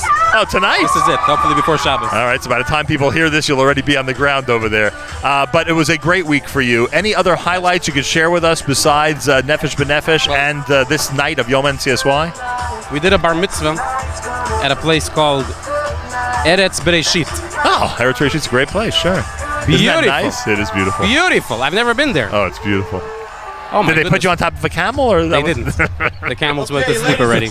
You're lucky, huh? But there was a full moon, so you could see the whole valley. Oh my goodness. Just beautiful. Oh, you've had a good trip. That's for It's- sure. Those of you who are throwing water, I came here for throwing water, a week water last week, bottles is a week becoming this week. major- The week is major over, issue and for both the and technology He's and looking not forward enough. to the next It's not one. enough. we asked for you to desist. It's too short. Yeah. Benny Kolakavod, you've done great this week. I'm glad that That we were wasn't nice. we were here for two of your performances, I'm a and you have kid. more coming up later, which we hope to have on That's the air. right. So, Toda Rabah. Thank Thank Thanks you. so much. Benny Enjoy. Friedman, everybody. There he is. Great job, Yom NCSY, as we continue here at JM in the AM. More coming up. Where are we heading? We're going to a song. In fact, I think it's only appropriate after the Benny Friedman interview that we get a Benny selection on the air. And that's how we're going to continue. 8 o'clock is candlelighting time. My thanks again to everybody at Travel Cell for keeping us connected to the New York, New Jersey area with our phones and MiFi cards, etc. Before we go to Benny Friedman, Actually- Miriam Wallach has something to tell us. Actually, Yeah. Shlomo Katz is about to go live. Are you serious? I Oh. am. We are going to pass. I'm breaking in. We're going to pass for a moment, and we're going to go to Shlomo Katz And I'm live gonna- on stage. And I'm going to hand over the mic to Elon, who is our runner tonight to get as close to the music as possible. Thank you, Elon Katz. Thank you, Jamie Turkel. Thank you, ZK. Thank you, Stan. Thank you, Avrami. Thank you, Yoni. Thank you, Miriam L. Wallach. Thanks to our whole staff. And apparently, if you're watching the video right now, Shlomo Katz is about to start rocking. You think it'll be a rocking selection? Are you kidding me? Think so? By the way, Yeah. he revealed on the air, I don't know if you heard, that I asked him, will he be doing Kishos Shana? He goes, no. that was for you to remember your chuppah. That's what he says to me. That's so funny. That's what he told me. Eretz Yisrael, everybody. Oh, is he great. He is great. עוד יבוא שלום עלינו. Watch the Can't video. talk. You can't talk. שלום עלינו, עוד יבוא שלום עלינו ועל כולם. עוד יבוא שלום עלינו, עוד יבוא שלום עלינו, עוד יבוא שלום עלינו ועל כולם. Let's hear you.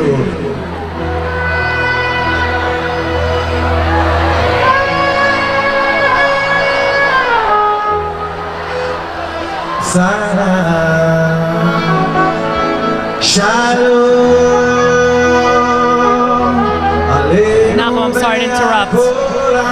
And I don't Oh think my we gosh. can get that shot. There's But a that is a massive massive Israeli flag. Oh, is that great?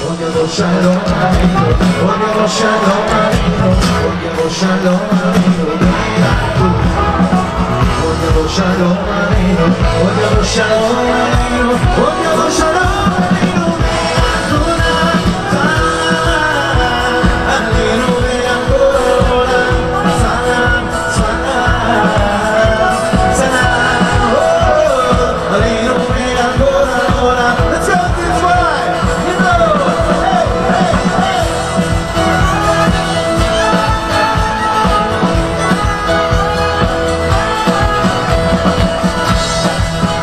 hey!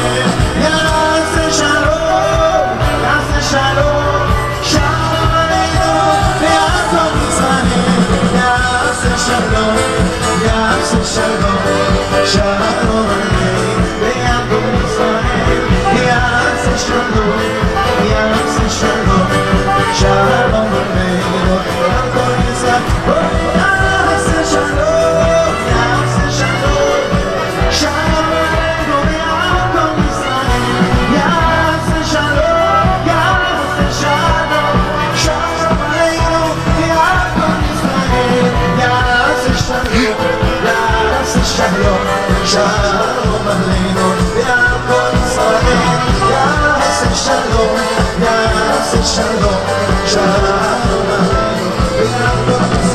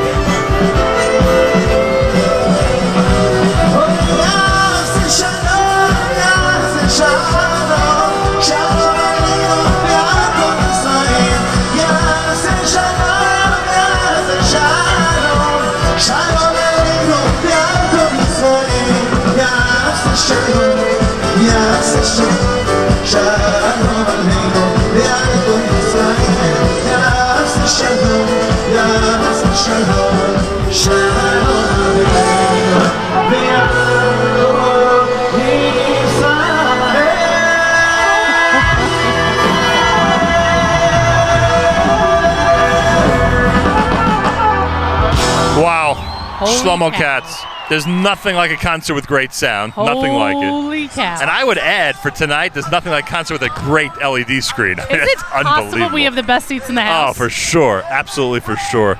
You know Just what's interesting? incredible. We're going to get to our guest because, I mean, I want to hear the words Uncle Nachum on the air.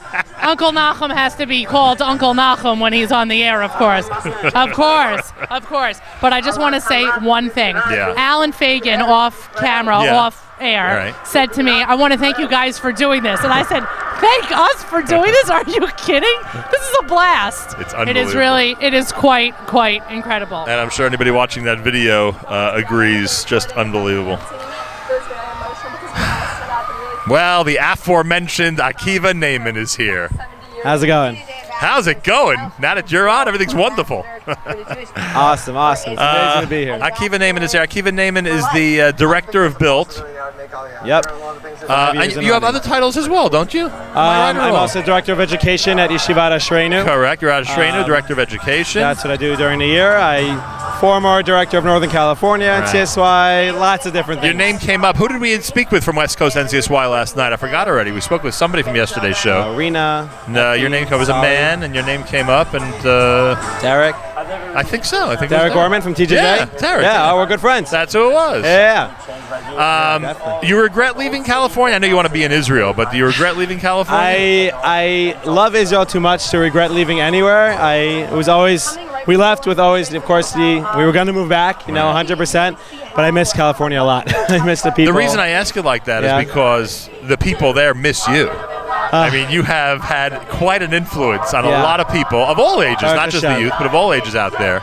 In an area of California that doesn't have a massive Jewish community. No, it is about 300,000 Jews out there. But not a lot of percentage who are affiliated. Right. Not 2-3%. Tops. And when Built started, Built stands for Boys Israel Leadership Training. And when that started 5 years ago, this is our 5th year. You were the founding director of it. I started the program, and NCSY had this idea to do a all boys leadership track, outdoorsy type of a program. Yeah. And we built the schedule, built the itinerary, and thank God we're going strong. Built strong. We hope you stay in that position forever, but I don't know if God you willing. can. God We'll see willing. what We'll happens. see whatever Hashem decides. Akiva Naaman is here. We've been so proud of all of his accomplishments over the years. It's such a great feeling to have a community miss you again. It's not the ideal thing, but it's a wonderful feeling, of course. We miss them dearly, and it's amazing to be here at Yom NCSY. Well, I was going to say, and we have to talk about what happened before this whole concert presentation began, which we will. But can you give everybody a sense of the built student, of the built youngster, where they're coming from, and I don't mean geographically, but where they're coming from, the type of background, and how this summer, you've seen it now 4 times in a row, how this type of summer really changes their lives? Well, I'll give you an example. We're about 1 week in. Right. And we just finished 5 days of hiking, starting from the Mediterranean Did to you the go? Kinneret. Of course I went. I have been sleeping outdoors for 4 nights. Wow. I woke up at 3:30 this morning, and I've been hiking all morning, and I am still awake. Unbelievable. So they do all this. Go ahead. We yeah. do all this, Right. and I'll tell you, to push through with the classic American teenager, to push through 5 days of hiking from the Mediterranean to walk across a country that we can call our own, and to hike the hills and see the views and conquer it, and really conquer this country and walk across, that builds a person like no other experience that I've seen. So it's a real leadership training. And it's a real leadership training process. Plus they gain spiritually, I would assume. 100%. Every morning we learn, every evening we learn, and Jewish Torah subjects, of course. Sure. But additionally, we have a lot of leadership topics. We learn about top 5 qualities of a leader. Every single person takes on a commitment at the end of the summer to create a leadership initiative. It's all online.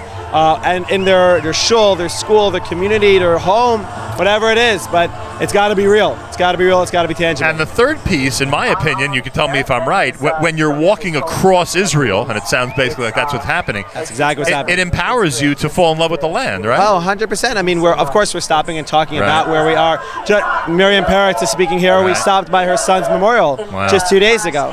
And I spoke, of course I spoke. I met Miriam Peretz a few months ago after Ezra Schwartz was killed. And it's your very yeshiva. emotional. It's very, very emotional. Right, I was his Rebbe. He was in my shir. Wow. Very, very difficult. Something we haven't had a chance to talk about yet, but we should at some point. I tell you, this summer, I mean, if we're talking about that, this summer has taken on it's very emotional for me. Very, very emotional for me because in some ways I'm doing it for him in a little bit because we did Yam Liyam with Ashreinu later that year, and the whole Yam Liyam. Sorry if I'm getting emotional. The whole Yam Liyam, I was very much thinking about Ezra. I was very close to him, and it was very, very, very powerful, very difficult. Akiva Naaman is here. Tell us what happened before, and I don't mean the barbecue. Tell us what happened before tonight's concert gathering at the amphitheater. I know they had an opportunity, your group, Built, and all the others, to get briefed on what's available to them in Israel for their gap year. Right. Tell us how that works. What happened tonight? A few years ago, I've been running Built for already 2 years, and I realized we have 1,000+ students, teenagers from America coming to Israel. They're at the height of their inspiration, right? This is it, best summer ever, best summer ever. They're at the height. Let's get them into a gap year fair where they can hear about yeshiva, seminaries, gap year programs. There's so many different types. This is it. If not now, when? Right. And a lot of these teens are coming from out-of-town cities that they don't have gap year fairs. They don't have accessibility to these programs. So I started emailing lots of people, and we put it together. And Baruch Hashem, now we're at 36 programs with over 500 kids. Tonight was 36? With 36 programs, 500 kids, 500 teenagers. Biggest gap year program probably in the world. Gap year fair probably in the world. Very, very exciting. What's the reaction when now, based on your prior experience? What'll happen over the next few days? Will Built kids be coming over to you and speaking about these gap year programs? Already now on the bus on the way here, and I know over the next 4 weeks. In my mind, one of the milestones of a successful Builter is that he goes to yeshiva. Of course, there's a lot of other, in terms of their leadership, in terms of their personality. But Baruch Hashem, we've seen about 80% going to yeshiva. I call every single Builter when they over the years, at the beginning of the year, at the end of the year, in the 12th grade, of course. Where are you going? How are you getting there? How can I help you raise the money? It's a classic Builter is a modern Orthodox kid coming from a modern Orthodox school who wants to learn about leadership, hike, and see the land in a different way than a classic tourism. Unbelievable. You got to give a seminar on how to be a youth leader. You got to do it. Are you offering? I don't know what I'm offering, but I'll tell you one thing. I'll certainly publicize it. There we go. I'm in. Akiva Naaman, everybody. He's wonderful. Thank you very, very much. He's great, and he is the leader of Built and responsible for tonight's Gap Year Fair. Yasher Koach, Akiva. Thank you very much. Continued Hatzlacha. Pretty amazing. Let me just tell you what's going on behind you. Did you hear that, by the way? I heard. Ezra Schwartz was in his shir. He was his Rebbe. Oh, wow. Unbelievable. We should discuss that one day with him. Yeah, go ahead. What did you hear over here? Yeah. Wow, let's transition. I know, that's- Okay. It just left an impression on me. I don't blame you.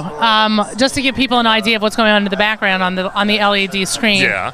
Is basically highlights of every single program and testimonies by individual campers, participants who are, part of all of these different activities.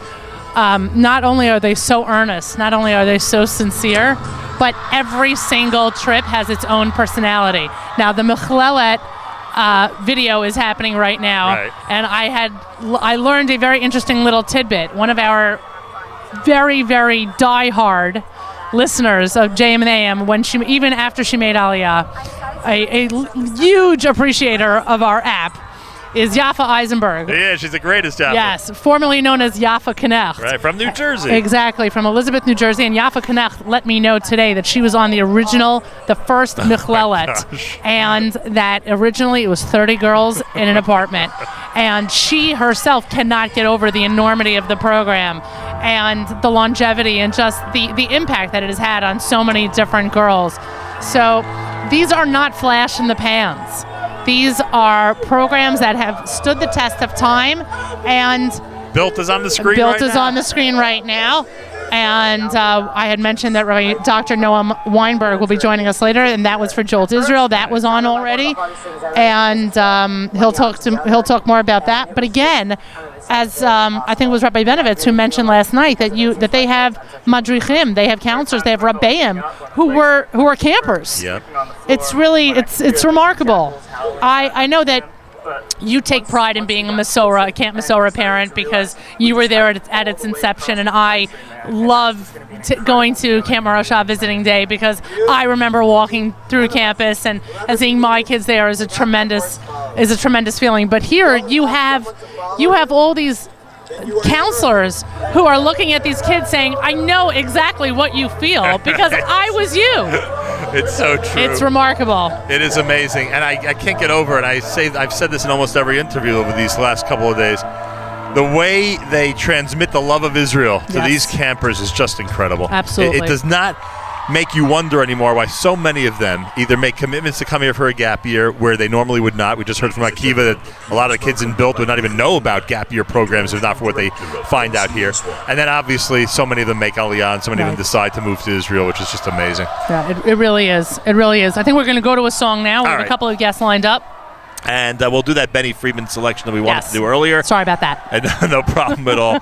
And we will continue with more. You're listening to JM in the AM as we continue at 91.1 FM, 90.1 FM in the Catskills, Rockland County at 91.9 on the FM dial. Around the world on the web at jmam.org.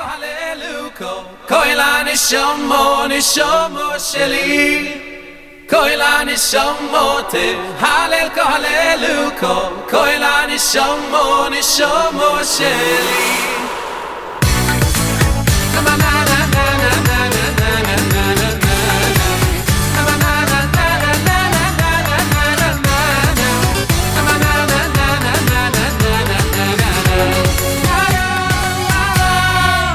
Helikai nishomo shenosato bi Nishomo tehoirohi Ato veroso Ato yitzareto Hayato nefalachtoi Helikai nishomo Shenosato bi Tehoirohi Ato veroso Ato yitzareto Viato mishamro bekirbi Koila nishomote, halel kohaleluko Koila nishomo sheli Koila nishomote, halel kohaleluko Koila nishomo sheli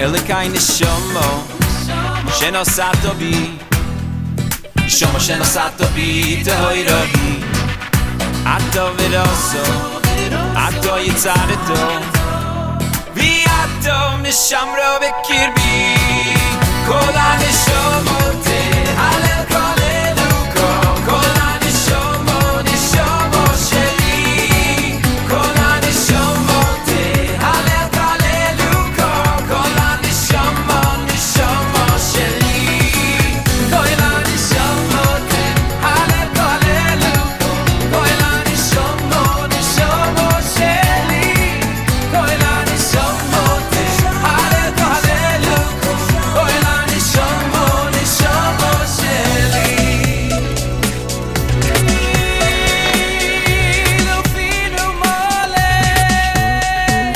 For the trees will pen and feather, all the rivers sing together. My soul will sing this song forever. Praise your name forever and ever.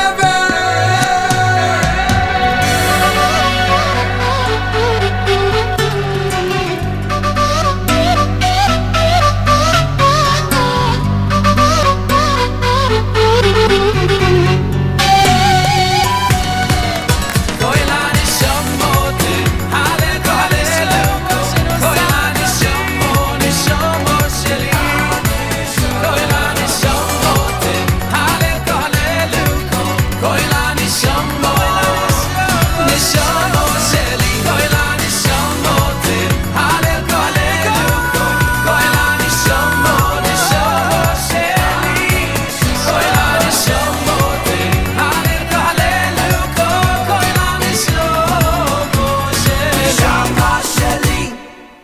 JM in the AM, Benny Friedman with that selection, and he's, of course, on stage tonight here at Yom NCSY. We've been speaking about a lot of summer programs that NCSY is responsible for. It seems that TJJ gets a tremendous amount of attention, and for good reason, right? Barry Goldfisher is here. He's director of TJJ. Welcome to JM in the AM. Thank you, Nachum. It's great to be here. I appreciate that. How long have you been with TJJ? This is now our 18th year. Wow. And it's been an incredible ride. Look, you know it, that every summer program should get it to do, and every one of them is doing remarkable work with Jewish youth. Every one of them is growing and doing a great job.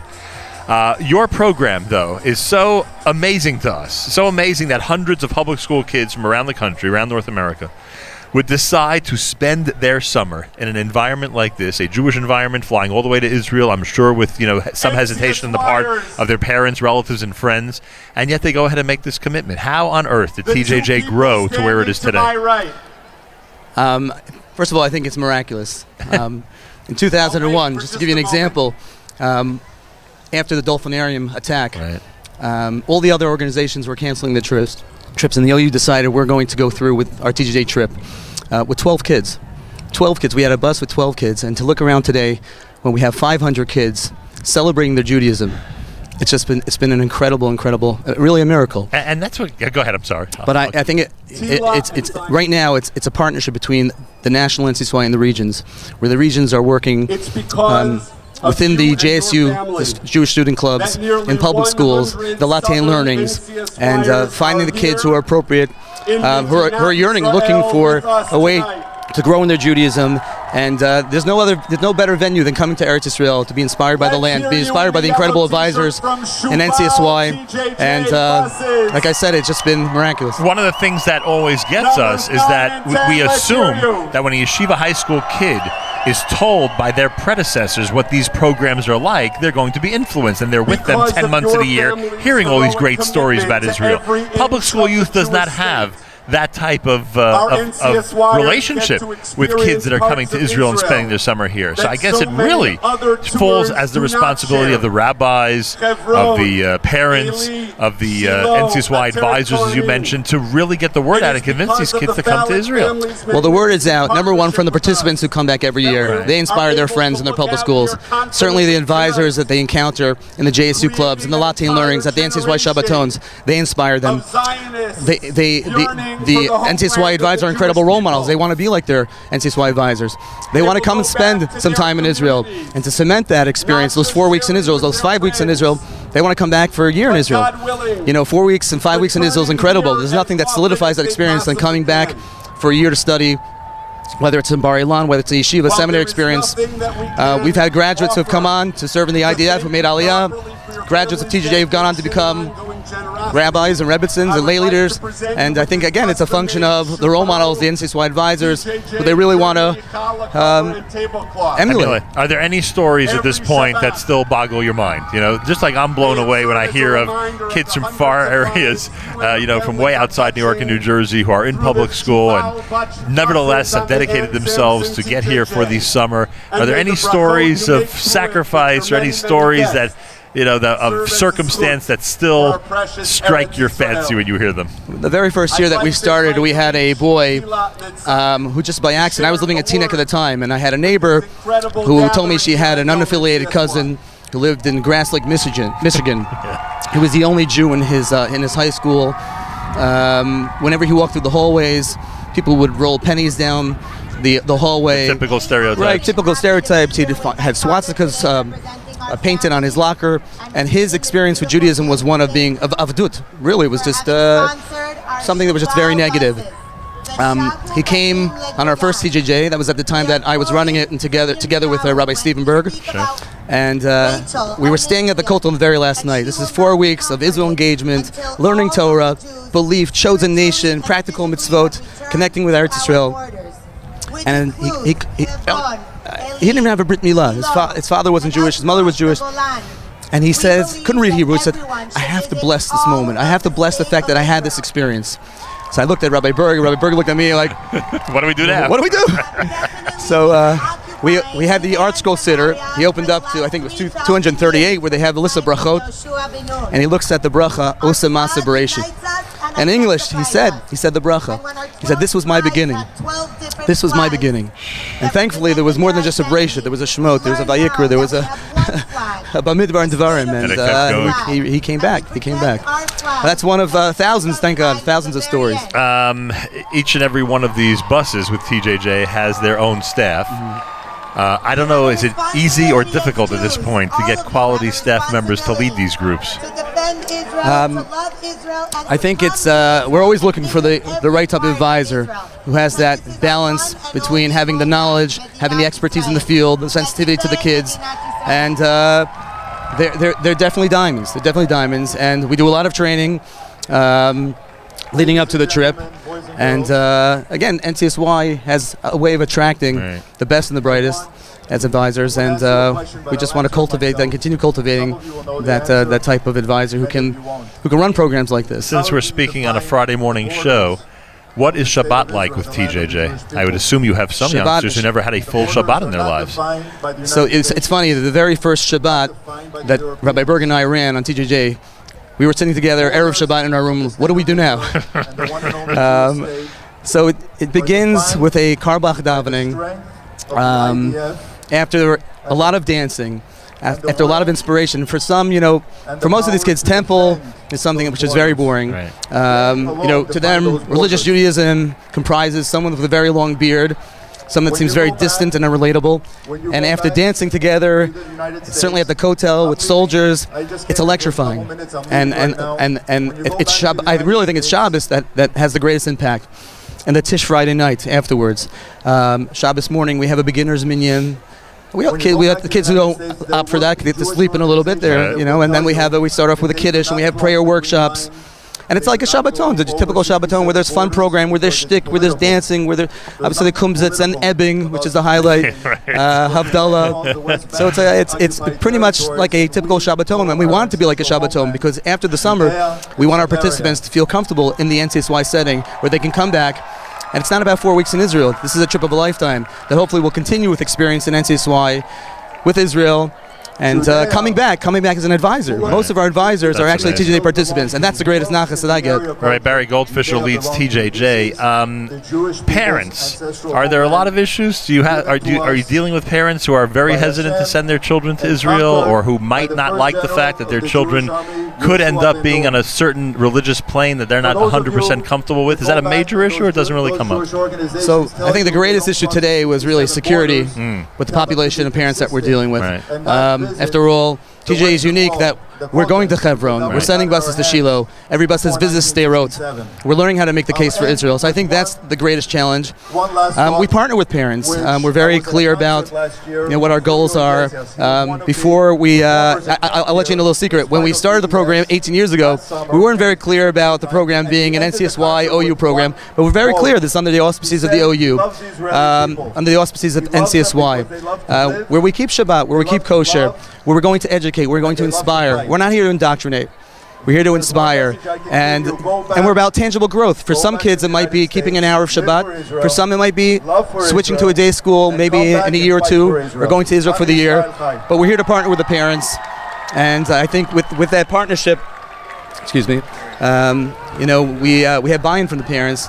And again, just being very upfront from the very beginning. It's a beautiful relationship with the kids and the parents and the staff. Well, that is beautiful. If you're able to get that kind of cooperation, it's wonderful. All right, Barry Goldfisher leads TJJ. Thank you so much for joining us tonight. Continued success. Thank you. Have a good Shabbos. A wonderful Shabbos to you. Candlelighting time, 8 o'clock on this Erev Shabbos, 8 o'clock in the New York, New Jersey area, on this Erev Shabbos.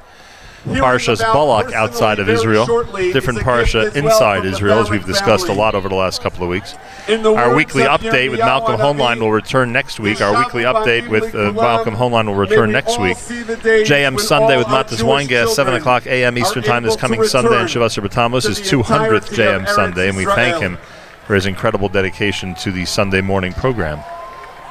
CM Gerson is here, Director of TJJ Ambassadors. Welcome to JM in the AM. Thank you so much. It's an honor and privilege to be here. I appreciate that. Well, we've over the last couple of days learned a lot about what TJJ is. What can you tell us about TJJ Ambassadors? Oh, it's a really good question. Thank you. If I would have known that, I would have prepared for it. TJJ Ambassadors is very similar to TJJ in that it's a touring program all over Israel for public school kids.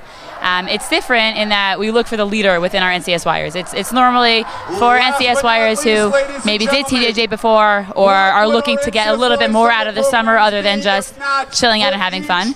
And we do this in three distinct ways. Torah learning, chesed, and Israel advocacy. So for Torah learning, we learn Torah over the course of the day. We have, tefillah workshops or tefillah in the morning. There's chaburot or night activities at night. There's a suitcase filled with Sfarim for the NCSYers to learn throughout the course of the day. And we also actually join Kollel and Mechlelet for 2 days over the course of the summer, which is really wonderful for these kids to see other NCSYers, other people their age, who are choosing to learn over the course of the summer. And it really, from my experience, I've seen these relationships foster, and they spend Shabbat with each other after the program as well. And they continue the relationship beyond, which is really beautiful. Then in terms of chesed, obviously starting on the bus, caring about each other, loving one another, building up, our TJJ Ambassadors family. Then moving outwards a little bit, helping other people, food pantries, food packaging, whatever, the tour is for the year. Chesed projects. What? Chesed projects. Yeah, chesed projects. And we also, our big thing is that we run a day camp for the children in Sderot. So we visit. How long? It's for 2 days. So we visit Sderot earlier on in the summer, and then later on in the summer, they're already pumped and excited for it. And we take the kids out of Sderot down to Yerucham where we're staying, and they're with us for a couple of hours. And it's really unbelievable to spend time with these kids, some who have post-traumatic stress disorder, and to really just give them happiness, to show them how great, how great being Jewish is and being in Israel is. So our NCSYers don't speak Hebrew so well, they don't speak English so well, but everyone has this universal language of fun, and it's really beautiful. How does one become an ambassador? How do they exhibit these leadership qualities and then get nominated to be part of it? That's a really good question. Well, the last component of the program is Israel advocacy. So a lot of them actually experience anti-Semitism on their campuses, on their schools, on Facebook, whatever it is, and they want to be able to defend Israel. They want to be able to defend their people. So it's people who have that desire to do that. When we tell them that they're all handpicked, and they are. They really are. They are handpicked. When we go into the regions, we tell the staff, we tell the directors and the city directors that we're looking for somebody who wants to have more out of their summer, who wants to come home, not just enjoying Israel and having a great time in Israel, but really growing and taking it with them wherever they go. Are we going to meet some of the ambassadors afterwards? Are we going to meet some of the ambassadors afterwards? Right now? Okay, let's Are do you it. ready to meet some ambassadors? Yeah, why not? I hope they can hear me over the amazing music in the background. You ready? I guess we should bring them in one at a time over here. Otherwise, people. I guess we should bring them in one at a time. Otherwise, no one's going to be able to hear us over the music, right? We're all over here. Should we do that?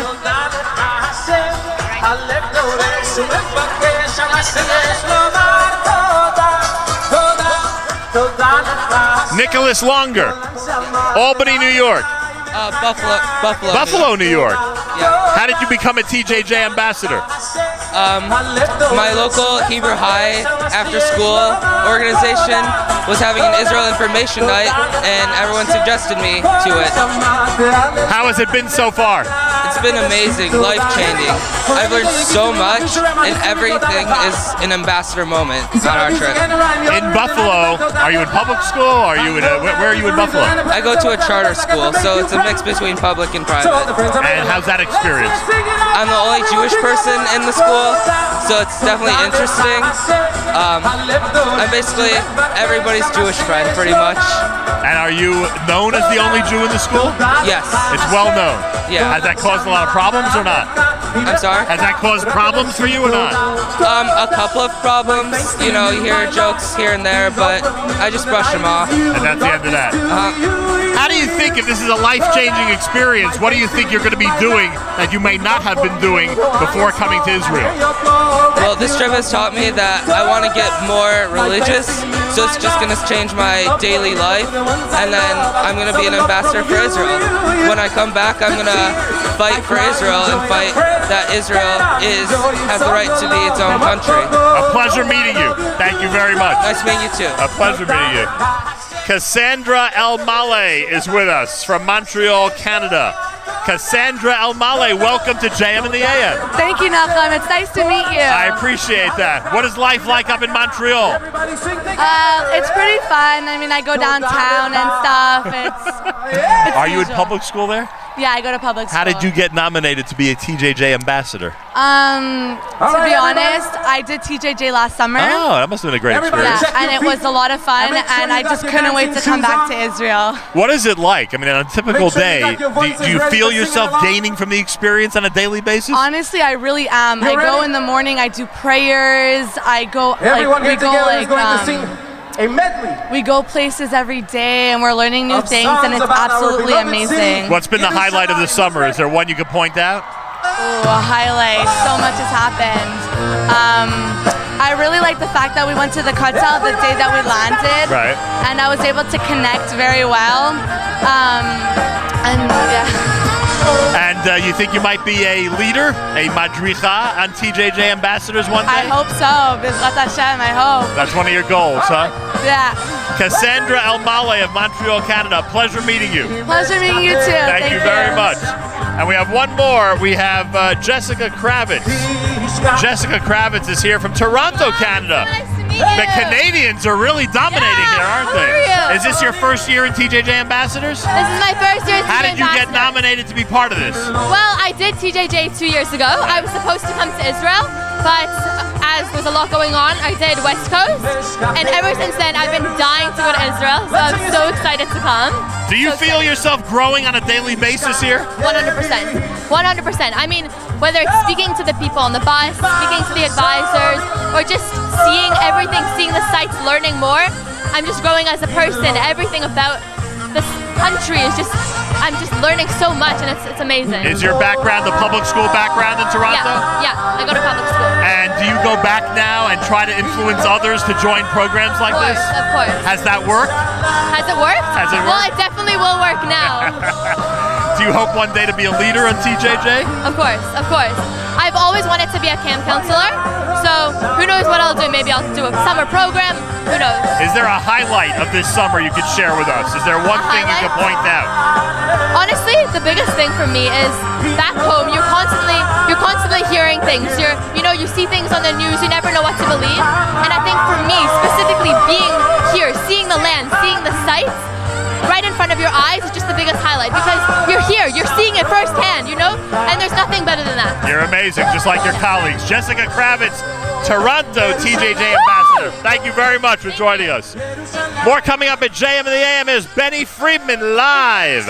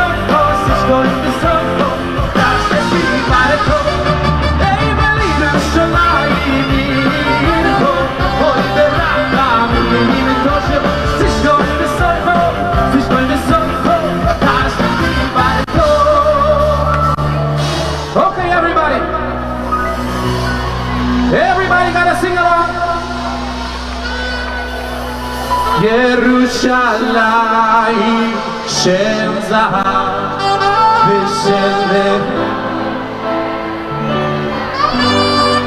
הלולך שיריים אני כאילו ירושלים של זהב ושל לב חושך ושל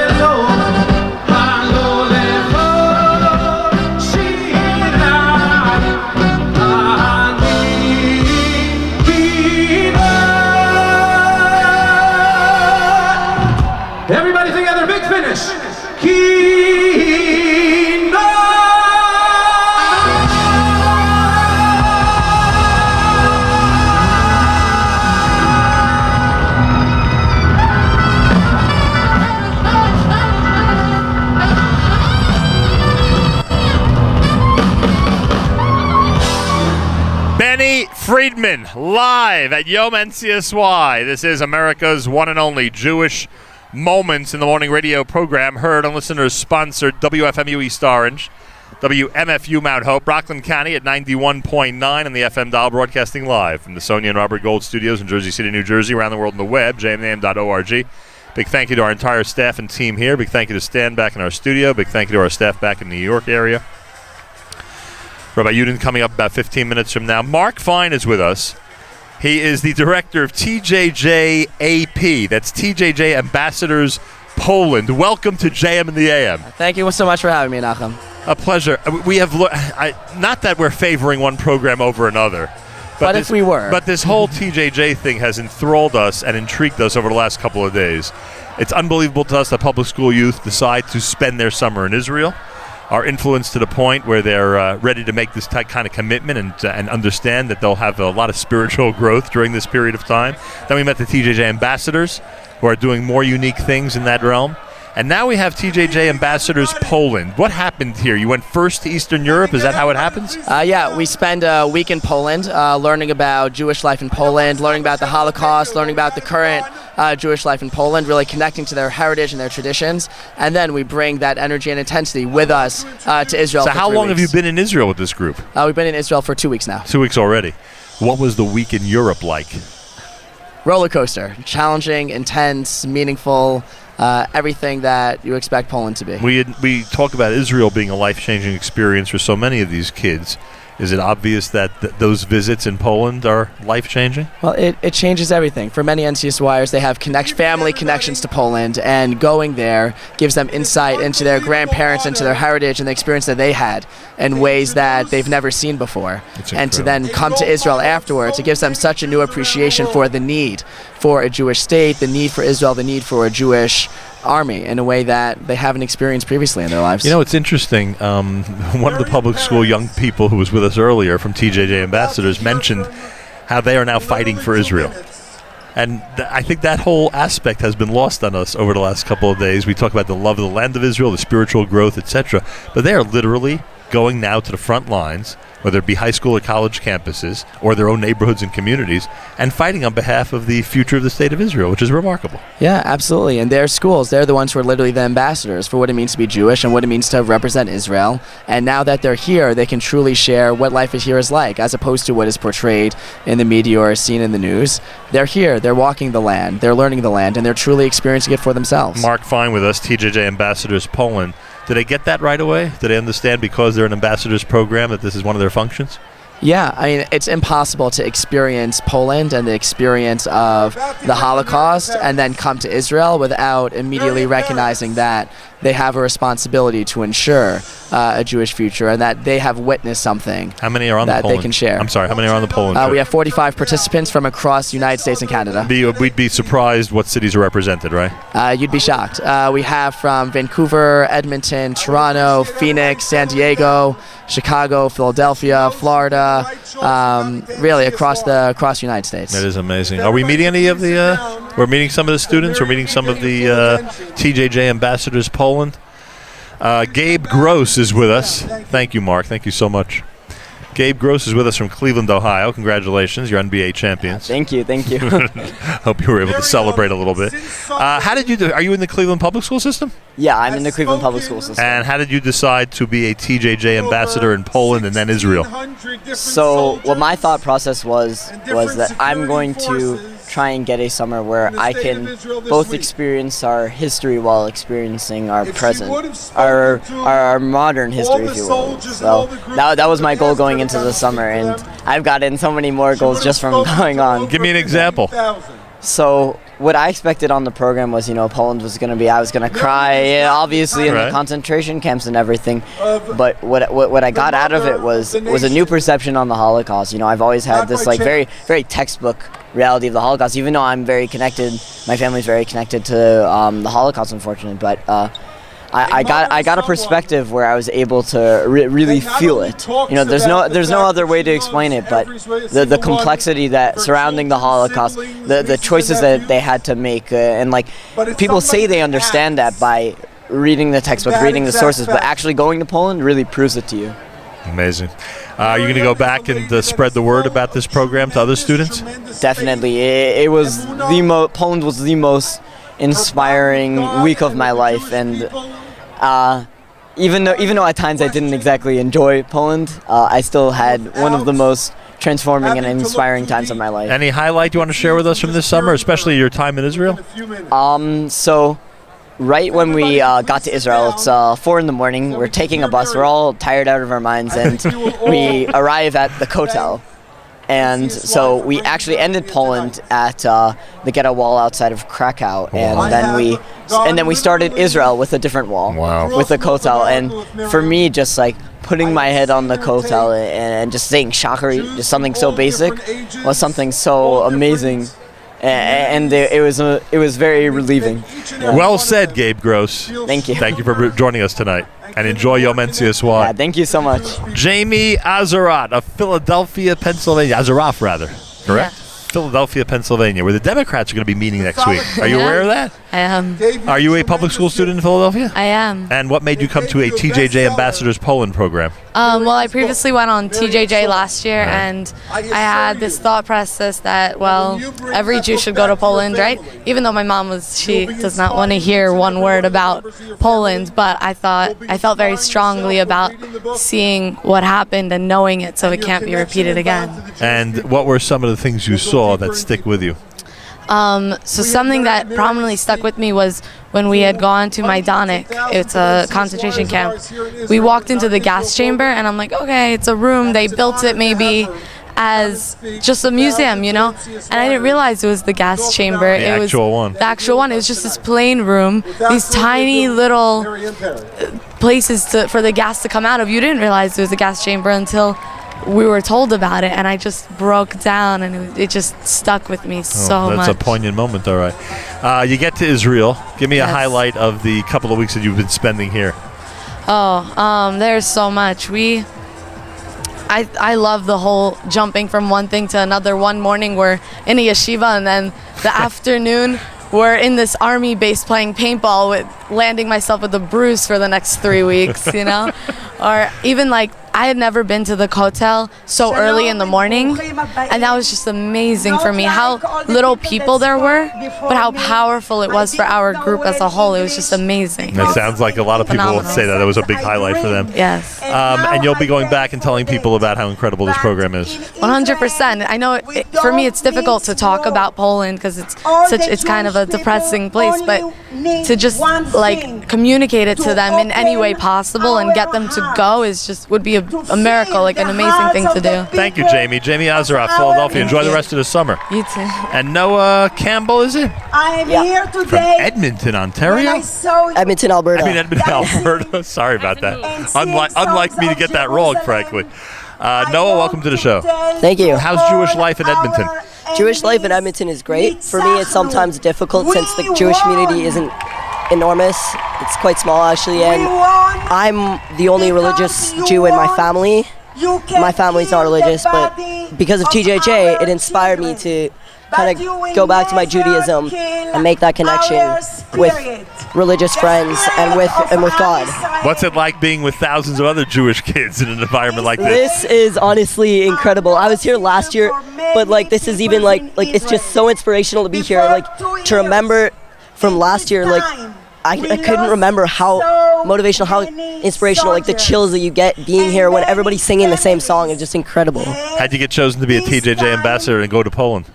Sorry? How'd you get chosen to be an ambassador and go to Poland? Yes, I did. So last year I had like an incredible, enjoyable experience. I felt this was something that maybe would answer questions. But I get to Poland and it actually, you come out with more questions than you came with.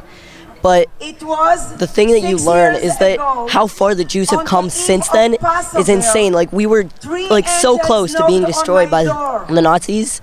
Yeah, we've come out and shown them there's more yeshivas, more synagogues than ever before. And it's just so far that we've come. And like you learn so much about yourself and about the Jews going through that experience. You are very inspiring, I must say. He is from Edmonton, Ontario. Noah Campbell. I keep saying this. Edmonton. From Edmonton up in Canada. I'm not even going to try it. We're telling everybody where it is. Noah, thank you so much for joining us. Thank you. A pleasure meeting you. Miriam Peretz is speaking. Miriam Peretz is an amazing speaker and somebody so important to the Jewish people. She knows what it's like to have lost children in defense of the state and land of Israel, and she's addressing the crowd right now. I ran, I shut the door. I didn't want no one to come to my home. When they finally come in, I beg them and pray, please don't say the word. Don't deliver the news. Just let me, my son, for 1 minute more. Because as long as you don't say those horrible news, my Eliraz still lives for 1 minute more. It has to be a mistake, I told them, because I paid for our existence here in Israel dozen years earlier. I paid so much. My firstborn Uriel, also an officer in a special unit of Golani, Sayeret Golani, was killed in Lebanon fighting the Hezbollah.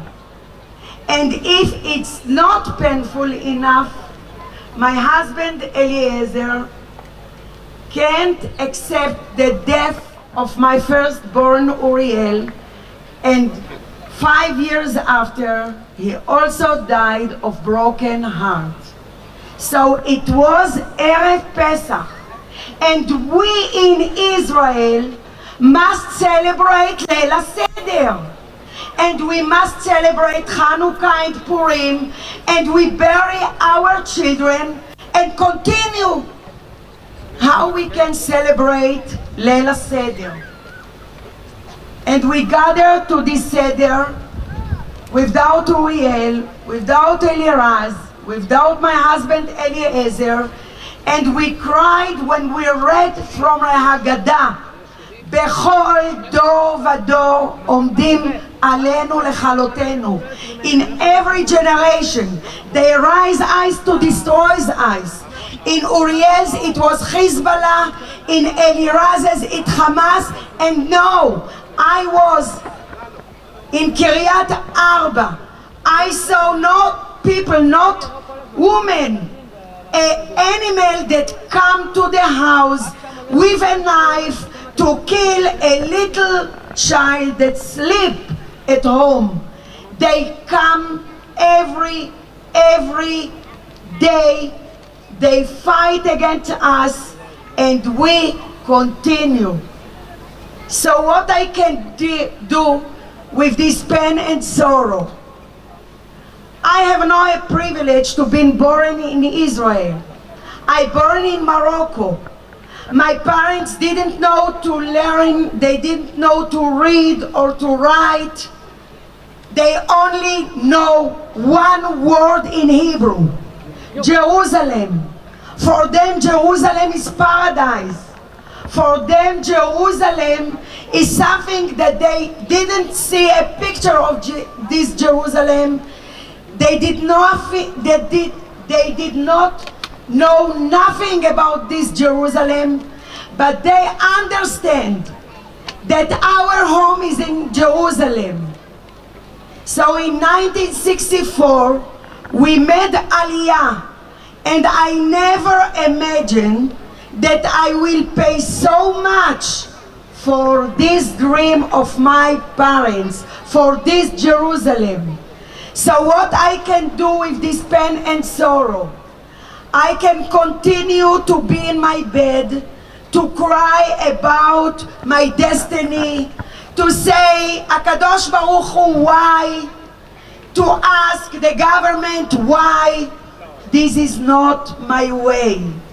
Every day, when I wake up, I stand and I thank God for what I have today.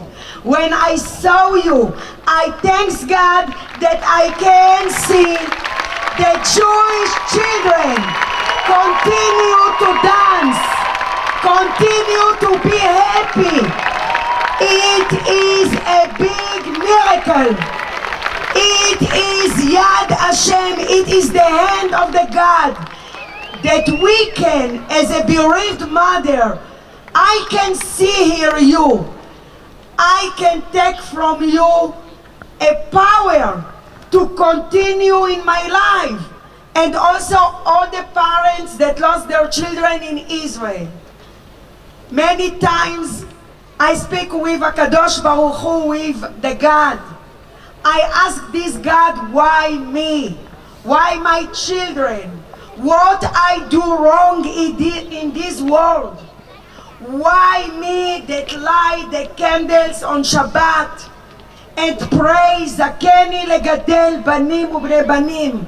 Let me to see my children grow. Why me that do chesed? Why my children that I raise them in your mitzvot? I will never have answer to this question. So what I do, I dance every day with this God. Sometimes he threw me, sometimes I threw him, sometimes I put my head in the shoulders of this God. I hold this God. I never let him to go from me, because I understand that the comfort will come to me only from Hashem. And I continue to believe in this God without knowing the answer to the death of my children. However, I have an answer why my children and all the soldiers fallen.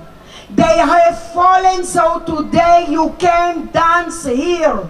Please know, you can dance here today only because many of soldiers are now in the border. Maybe they will sacrifice themselves. They do it for you. My son Eliras told me that every operation When he go to Gaza or to Jenin or Shechem or Lebanon, he took with him a big bag. But in this bag he didn't put only bombs. He put all the eyes of Jewish children in the war. When these soldiers fight and fought, they fought for you. They let you to continue to be in your country, to live safely in your country. They fight for all the Jewish people in the world. So I continue, I meet every day. This is not my job. I do it voluntarily. I'm a supervisor, thank you, in office education, but I come to any place to tell you one thing. They can kill our children, but they can't kill my will to continue to live. I continue to live because the life are stronger than the death. But what to do with our life? Not to waste our life for nothing. To be a good people, to do chesed, to help your community, to come to Israel, to be with us in happiness and also in our sorrow. To continue to live with what Chazal say, with a good eye. To see in the darkness the lights. There are many lights in our world. You are a big light for us. Thank you for that. Thank you for being our light. And I want to finish with little story for you. Many people in the world, in Israel,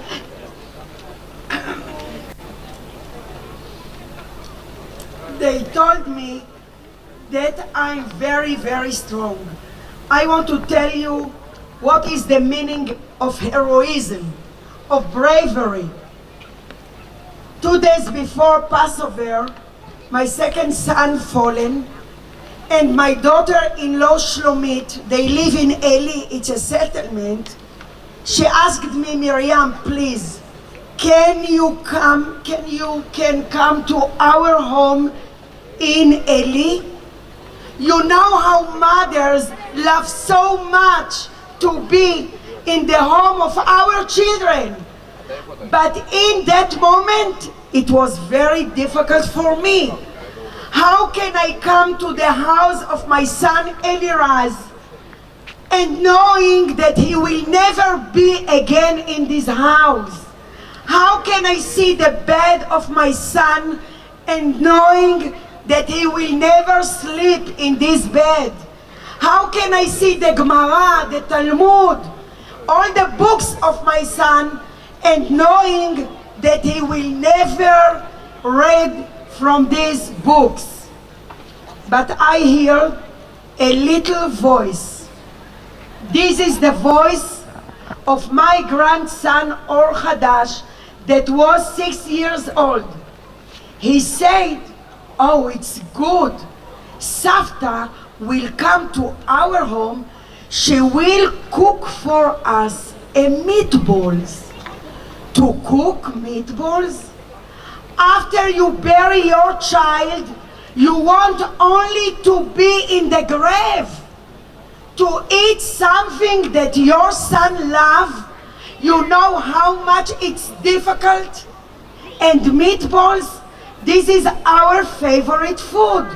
And my son Eliraz, every time during the operation, he only think about the meatballs that he will eat when he come back home.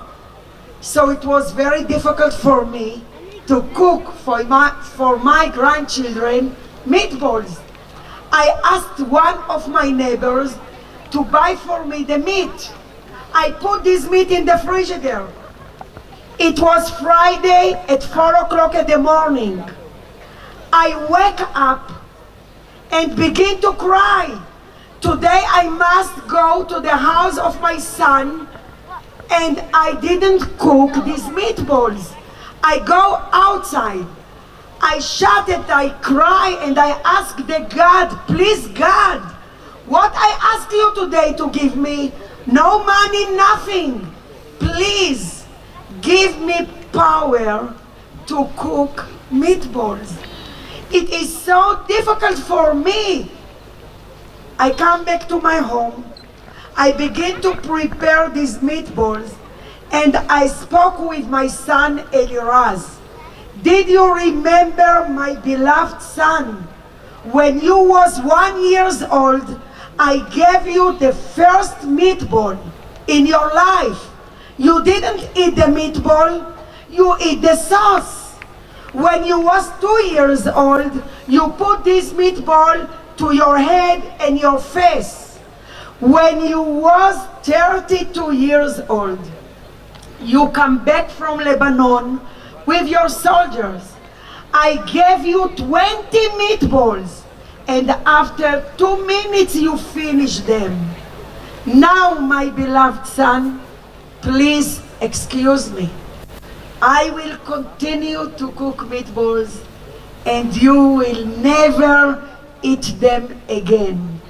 When I come to Eli, to my grandchildren, they didn't ask, Savta, we are very happy to see you. They only asked me, did you cook for us meatballs? This is bravery. This is heroism. All the people in Israel, after they bury their children, they can continue to live. They dress, they cook, they eat the cakes that their children love so much. This is bravery. And I want to tell you, thank you for this evening. My dear friends, I would like to tell you how grateful I am and how grateful Israel, all the people incredible of Israel, and amazing when words we of know Miriam that Peretz, you love who lost 2 sons, of course, as members of the IDF, and her husband subsequently passed away as well from what she described as a broken heart, addressing Yom NCSY in a presentation that we just had to stay with as long as we could. Simply unbelievable. We have Rabbi Yudin ready. This time each and every Friday, every Erev Shabbos, with great pleasure we present Rabbi Benjamin Yudin, spiritual leader of Congregation Shomrei Torah in Fair Lawn, New Jersey, to address the entire listening audience concerning the Torah portion of the week. Good morning, Rabbi Yudin. Good morning, Nachum. Good Erev Shabbos, everybody. Tomorrow we have the privilege of reading Parshas Balak. Parshas Balak, interestingly, does not have any mitzvos in the 104 psukim that are contained therein. So you have to ask yourself, hey, why is it included in the Torah? So clearly there's so many important, powerful lessons. To begin with, we know the story. Moab is afraid of Bnei Yisrael. Militarily, they realize that Israel has just defeated Sichon and Og, superpowers. There's no way that they can defeat Israel, and therefore they realize that Israel is based upon a supernatural force called Hashem. So what do? They hire Bilam to come and curse Bnei Yisrael. So Bilam initially is told by God, don't go with them. When emissaries come again and Bilam clearly wants to go, God says, okay, kum lech itam, go with them. However, there's one stipulation. You are to say whatever I tell you to say. Now, very quickly, the rabbis in the Gemara Makos, Yud Amid Beis, teach us, we learn from here, B'derech she'adam rotza leilech molichan oso. Man has free will. And the way he wants to go, that's the way they help him upstairs. You want to do good, they're going to help you to do good. And if you want to go the other way, yes, they'll help you to do that as well. I want to just point out something very fascinating. We should all be familiar with the Mishnah in the 5th chapter of Avos, Mishnah 22, whereby the Mishnah contrasts the students of Avraham Avinu and the students of Bilam. And to save time, I'll do it just in the English. Whoever has the following 3 traits is among the disciples of Avraham, and they are a good eye, a humble spirit, and a meek soul. And those who have, unfortunately, the opposite, an evil eye, an arrogant spirit, a greedy soul, are the disciples of Bilam. So the Mishnah contrasts the two. I'd like to share with you one or two other interesting contrasts between these two individuals. Namely, let's focus on the Chamor, the donkey. Bilam's donkey speaks to him. God, as the Mishnah in that same parak tells us, created on the Friday afternoon at the end of the first week of creation. Among the 10 things that Hashem created was Pia Ason, the mouth of the donkey. The mouth of the donkey was there to show Bilam, take a look. Even a donkey can talk. It's a gift from God. Use it, don't misuse it. The donkey plays a role in Abraham as well. When they come to the Akedah, and Abram sees Vayaras Hamakom Merachok, he sees the place from on far. He asks his attendants, who are Eliezer and Yishmael, do you see it? And they say no. So Abram says, Shvu lechem po im hachamor, you stay here with the donkey. The Talmud understands this to mean that Am hachamor, you are like the donkey. Meanly, the donkey, as the word itself implies, is chumrios, materialism. And even though Eliezer might have been a great man, he didn't rise above the materialism. Avram Avinu goes beyond. Bilam, who received prophecy, the prophecy didn't make Bilam a better man.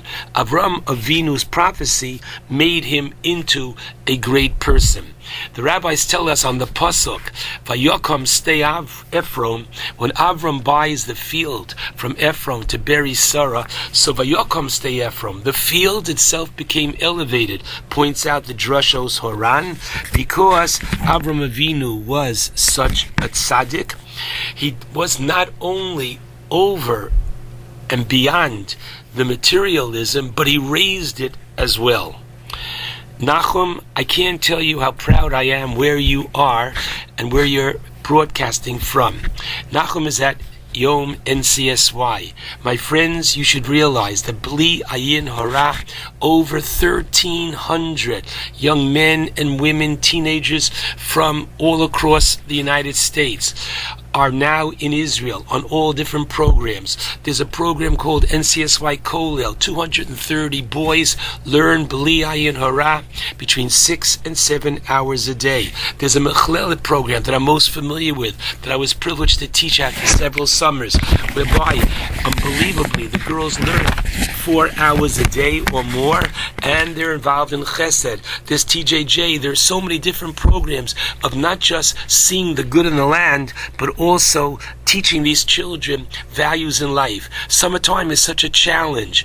It used to be that going to a summer camp or a summer program was a luxury. Today it's a necessity. 2 months, what are the children going to do? So much, oftentimes, of what they learn in school can be undone if it's the wrong influence going on during the summer. How proud we are of NCSY and that which they do, namely giving these children the opportunity to rise over the chamor, to rise over materialism. Yasher Koach to Nachum, and a great Yasher Koach to NCSY for the many different programs, both for those that are committed and come from observant homes, and those who don't yet come from observant homes that get turned on very often for a lifetime by these programs.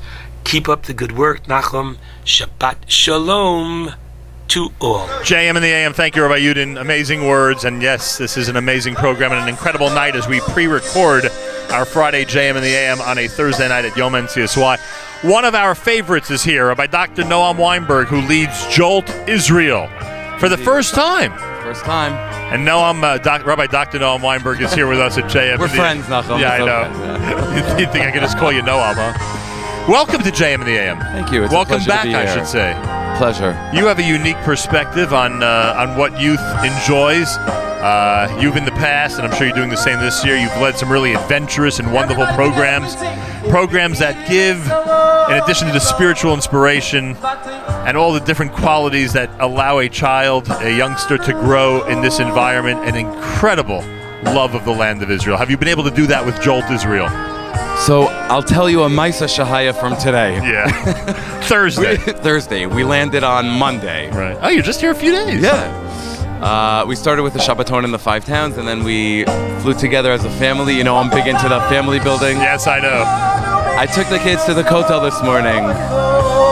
One of the boys broke down in tears. He said, "How can I go home?" I said, "Wow." 3 days? 3 days. Fantastic. You're doing good work, huh? You're doing very good work. We're trying. You know, the tiyulim that we take, the conversations that we have are really... The program is focused on leadership, but as I tell the kids, the main idea besides for leadership is really having them fall in love with Israel. I want them to fall in love with the land. And we talk about it. We talk about the zechus of being in Israel, the beauty of Israel. Every time we pass something, I say, everybody stop what you're doing. Look outside right now. Gorgeous.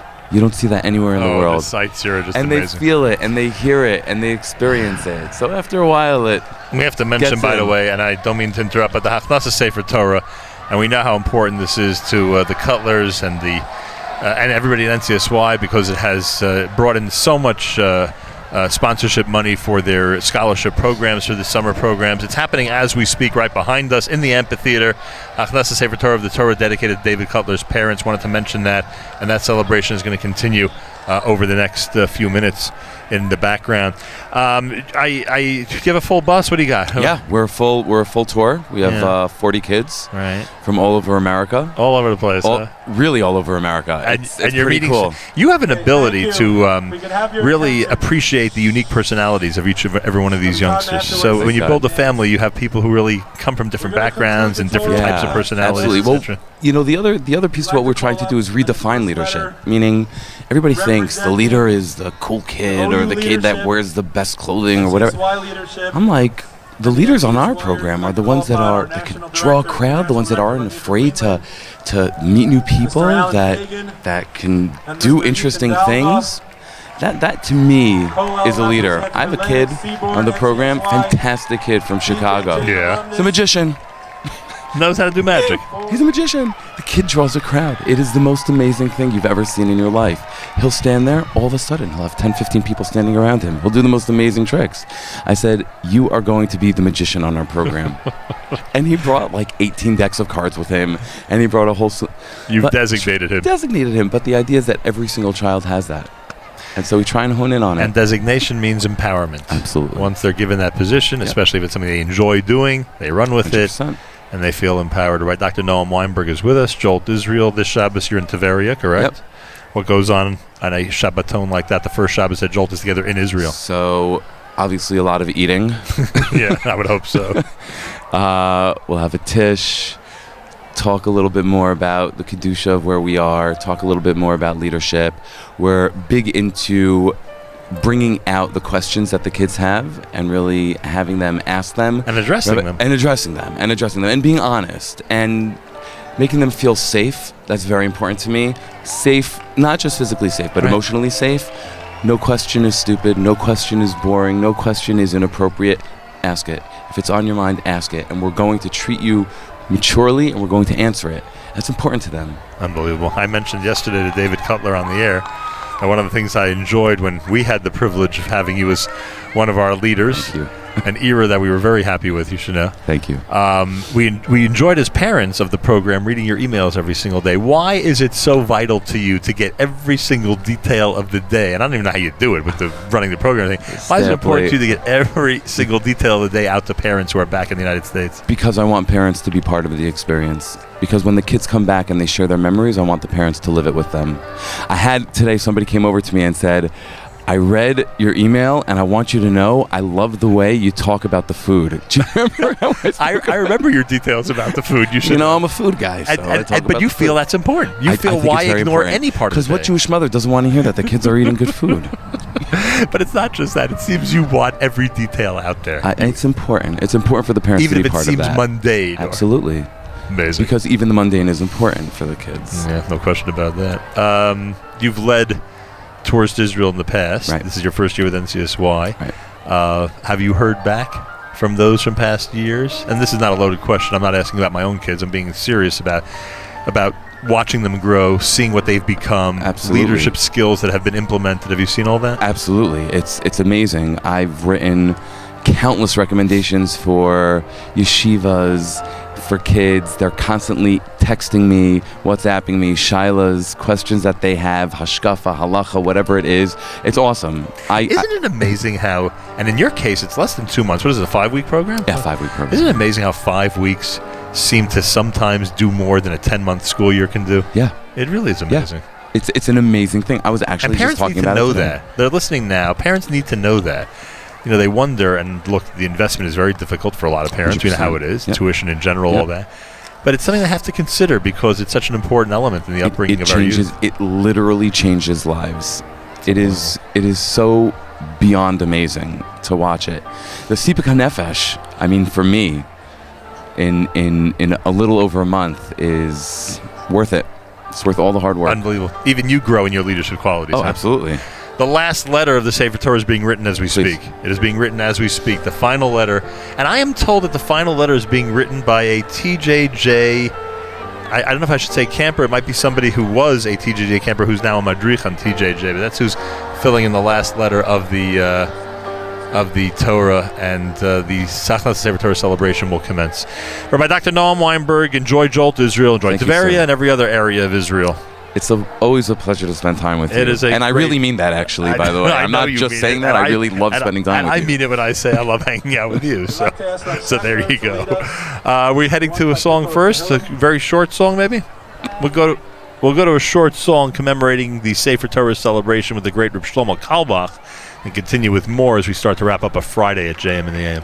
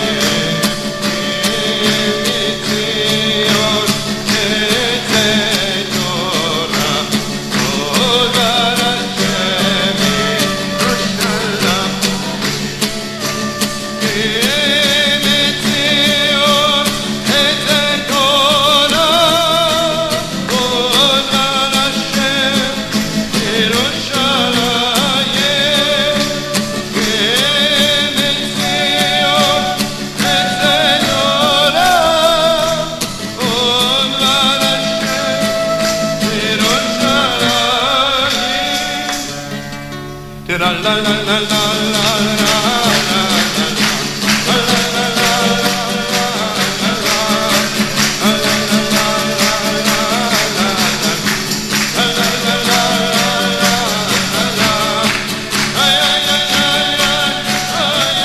better selection to commemorate Hachnasa Sefer Torah than Kimi Tzion Tei Torah? That is, of course, the best of Reb Shlomo Carlebach.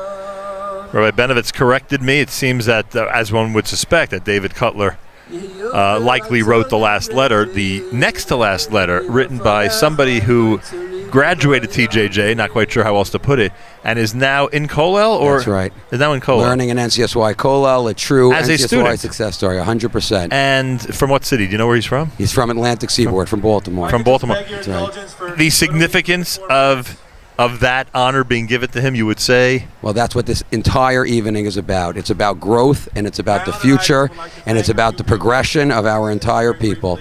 And represented, what better way to represent it with this young man filling out a letter of this Sefer Torah in the presence of his leaders and his Rebbeim and Rav Shechter and this incredible, incredible crowd. Rabbi Benovitz, of course, directs NCSY Kollel. I should have mentioned that, but you heard him yesterday on JM and the AM as we were at his home base in Beit Meir.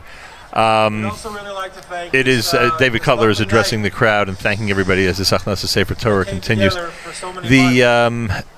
The remarkable and incredible night that this is. Not that I would think otherwise, but do the Kollel guys appreciate it as much as all the other groups do? Are they having a good time here tonight? You know, it's a great question. They absolutely are, because they see this incredible energy like we all do, and it's just overwhelming. And you ask yourself, well, what is that energy all about, and what does that energy say to you, and what does it mean to you? And I know what it means to me, and I know what it means to the 225 boys on NCSY Kollel. It means that in a world and at a time where sometimes the tomorrow doesn't seem like such an exciting place, and not a place that we'll all want to be, especially in this neck of the woods in the Middle East.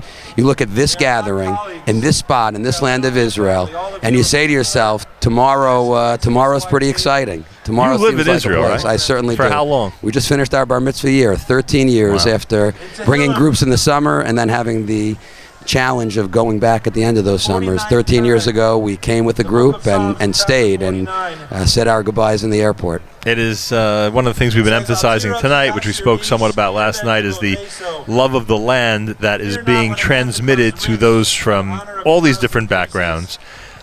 So many of the Kollel boys, of course, from religious affiliation and yeshiva high school education, etc. And then we met so many tonight. I'm still intrigued by this whole TJJ thing and public school youth going to a program like this. We met so many of them who really had for some of them, they're the only Jew in their high school. That's For correct. some of them.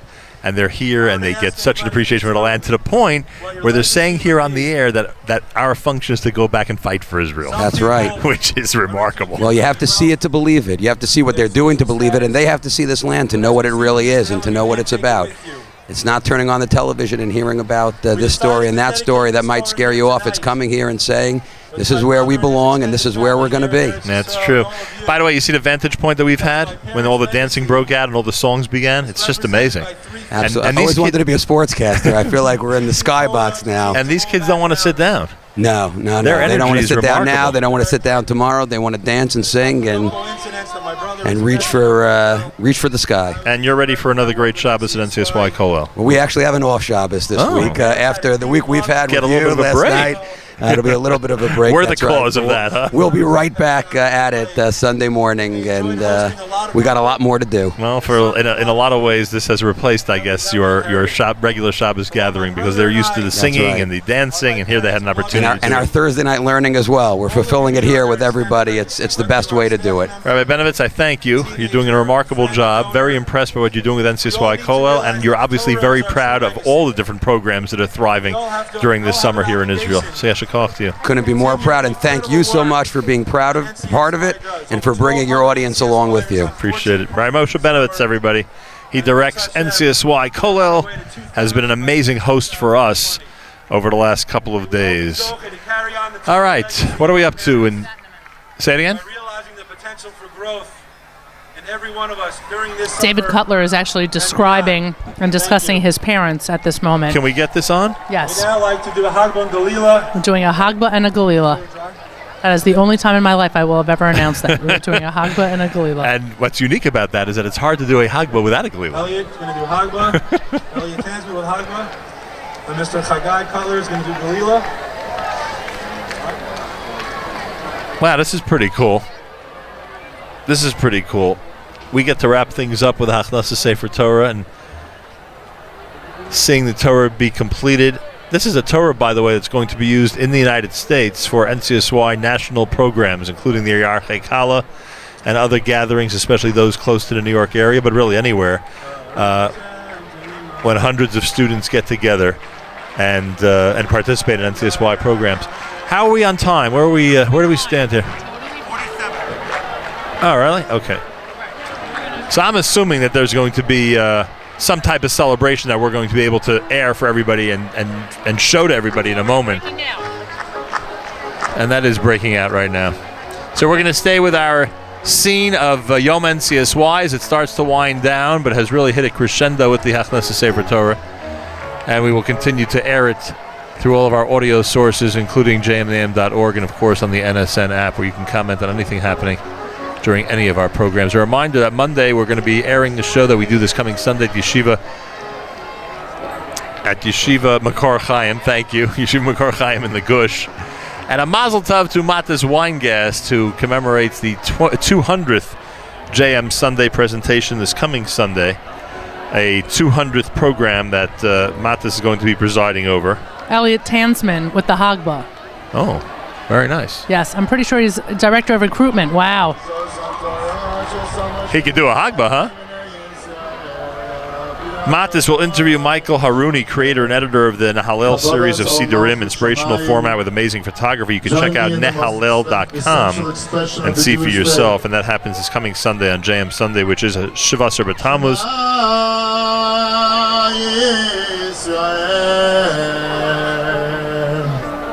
Adonai Eloheinu Adonai Echad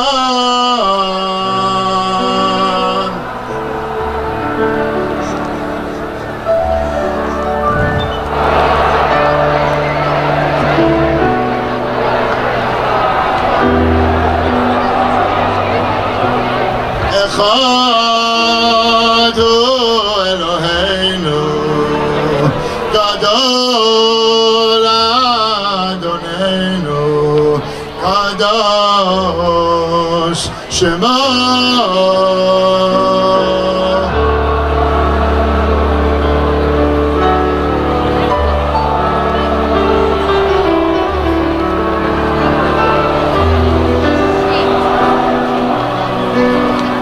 Gadol Adonai iti ולרומם השמה יחדיו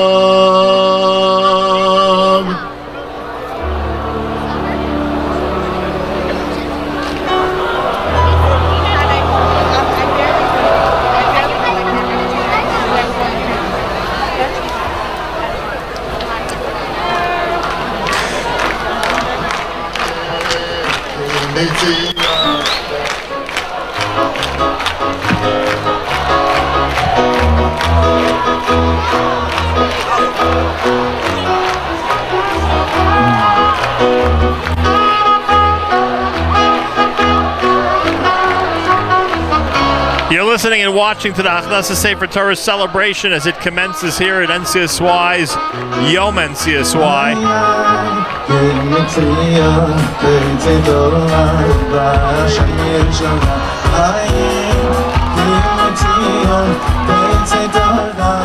Not bad to have Shlomo Katz singing at your Hachnasa Sefer Torah.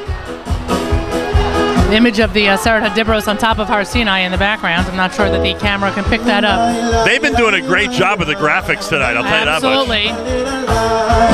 Check out the video at NachumSiegel.com. You'll see what this celebration is like with all these hundreds of kids dancing. It's just amazing. Those are teenagers dancing with a Sefer Torah and an Israeli flag. Amazing. Doesn't get much better than this, boss. That's for sure.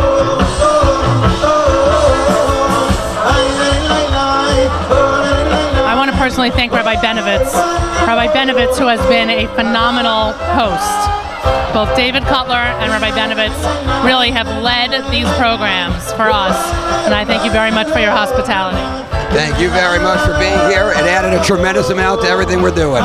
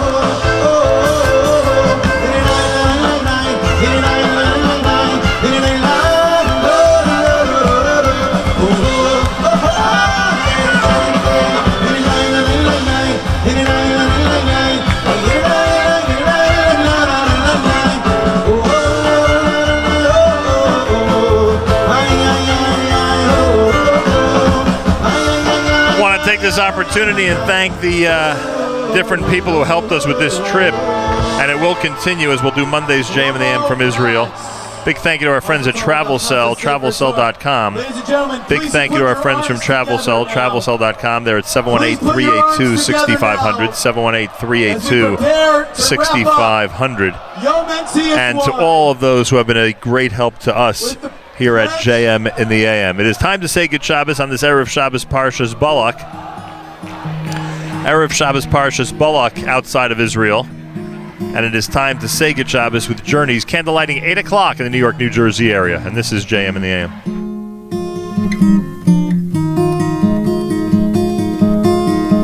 The sun is going down. It's shining through the trees. Another week's gone by, become a memory. So throw away your hammer, there's nothing left to do. Go on home and find the gift that's waiting there for you. Oh, it's time to say good Shabbos, 'cause all your work is done. Gonna spend a day together with the Holy One. Say a special blessing on a cup that's filled with wine. Man and his creator, it's a very special sign. Your candles will be burning, they'll fill your home with light. Singing songs of Shabbos well into the night. So throw away your hammer, there's nothing left to do. Go on home and find the gift that's waiting there for you. Oh, it's time to say good Shabbos, 'cause all your work is done. Gonna spend the day together with the Holy One. Say a special blessing on a cup that's filled with wine.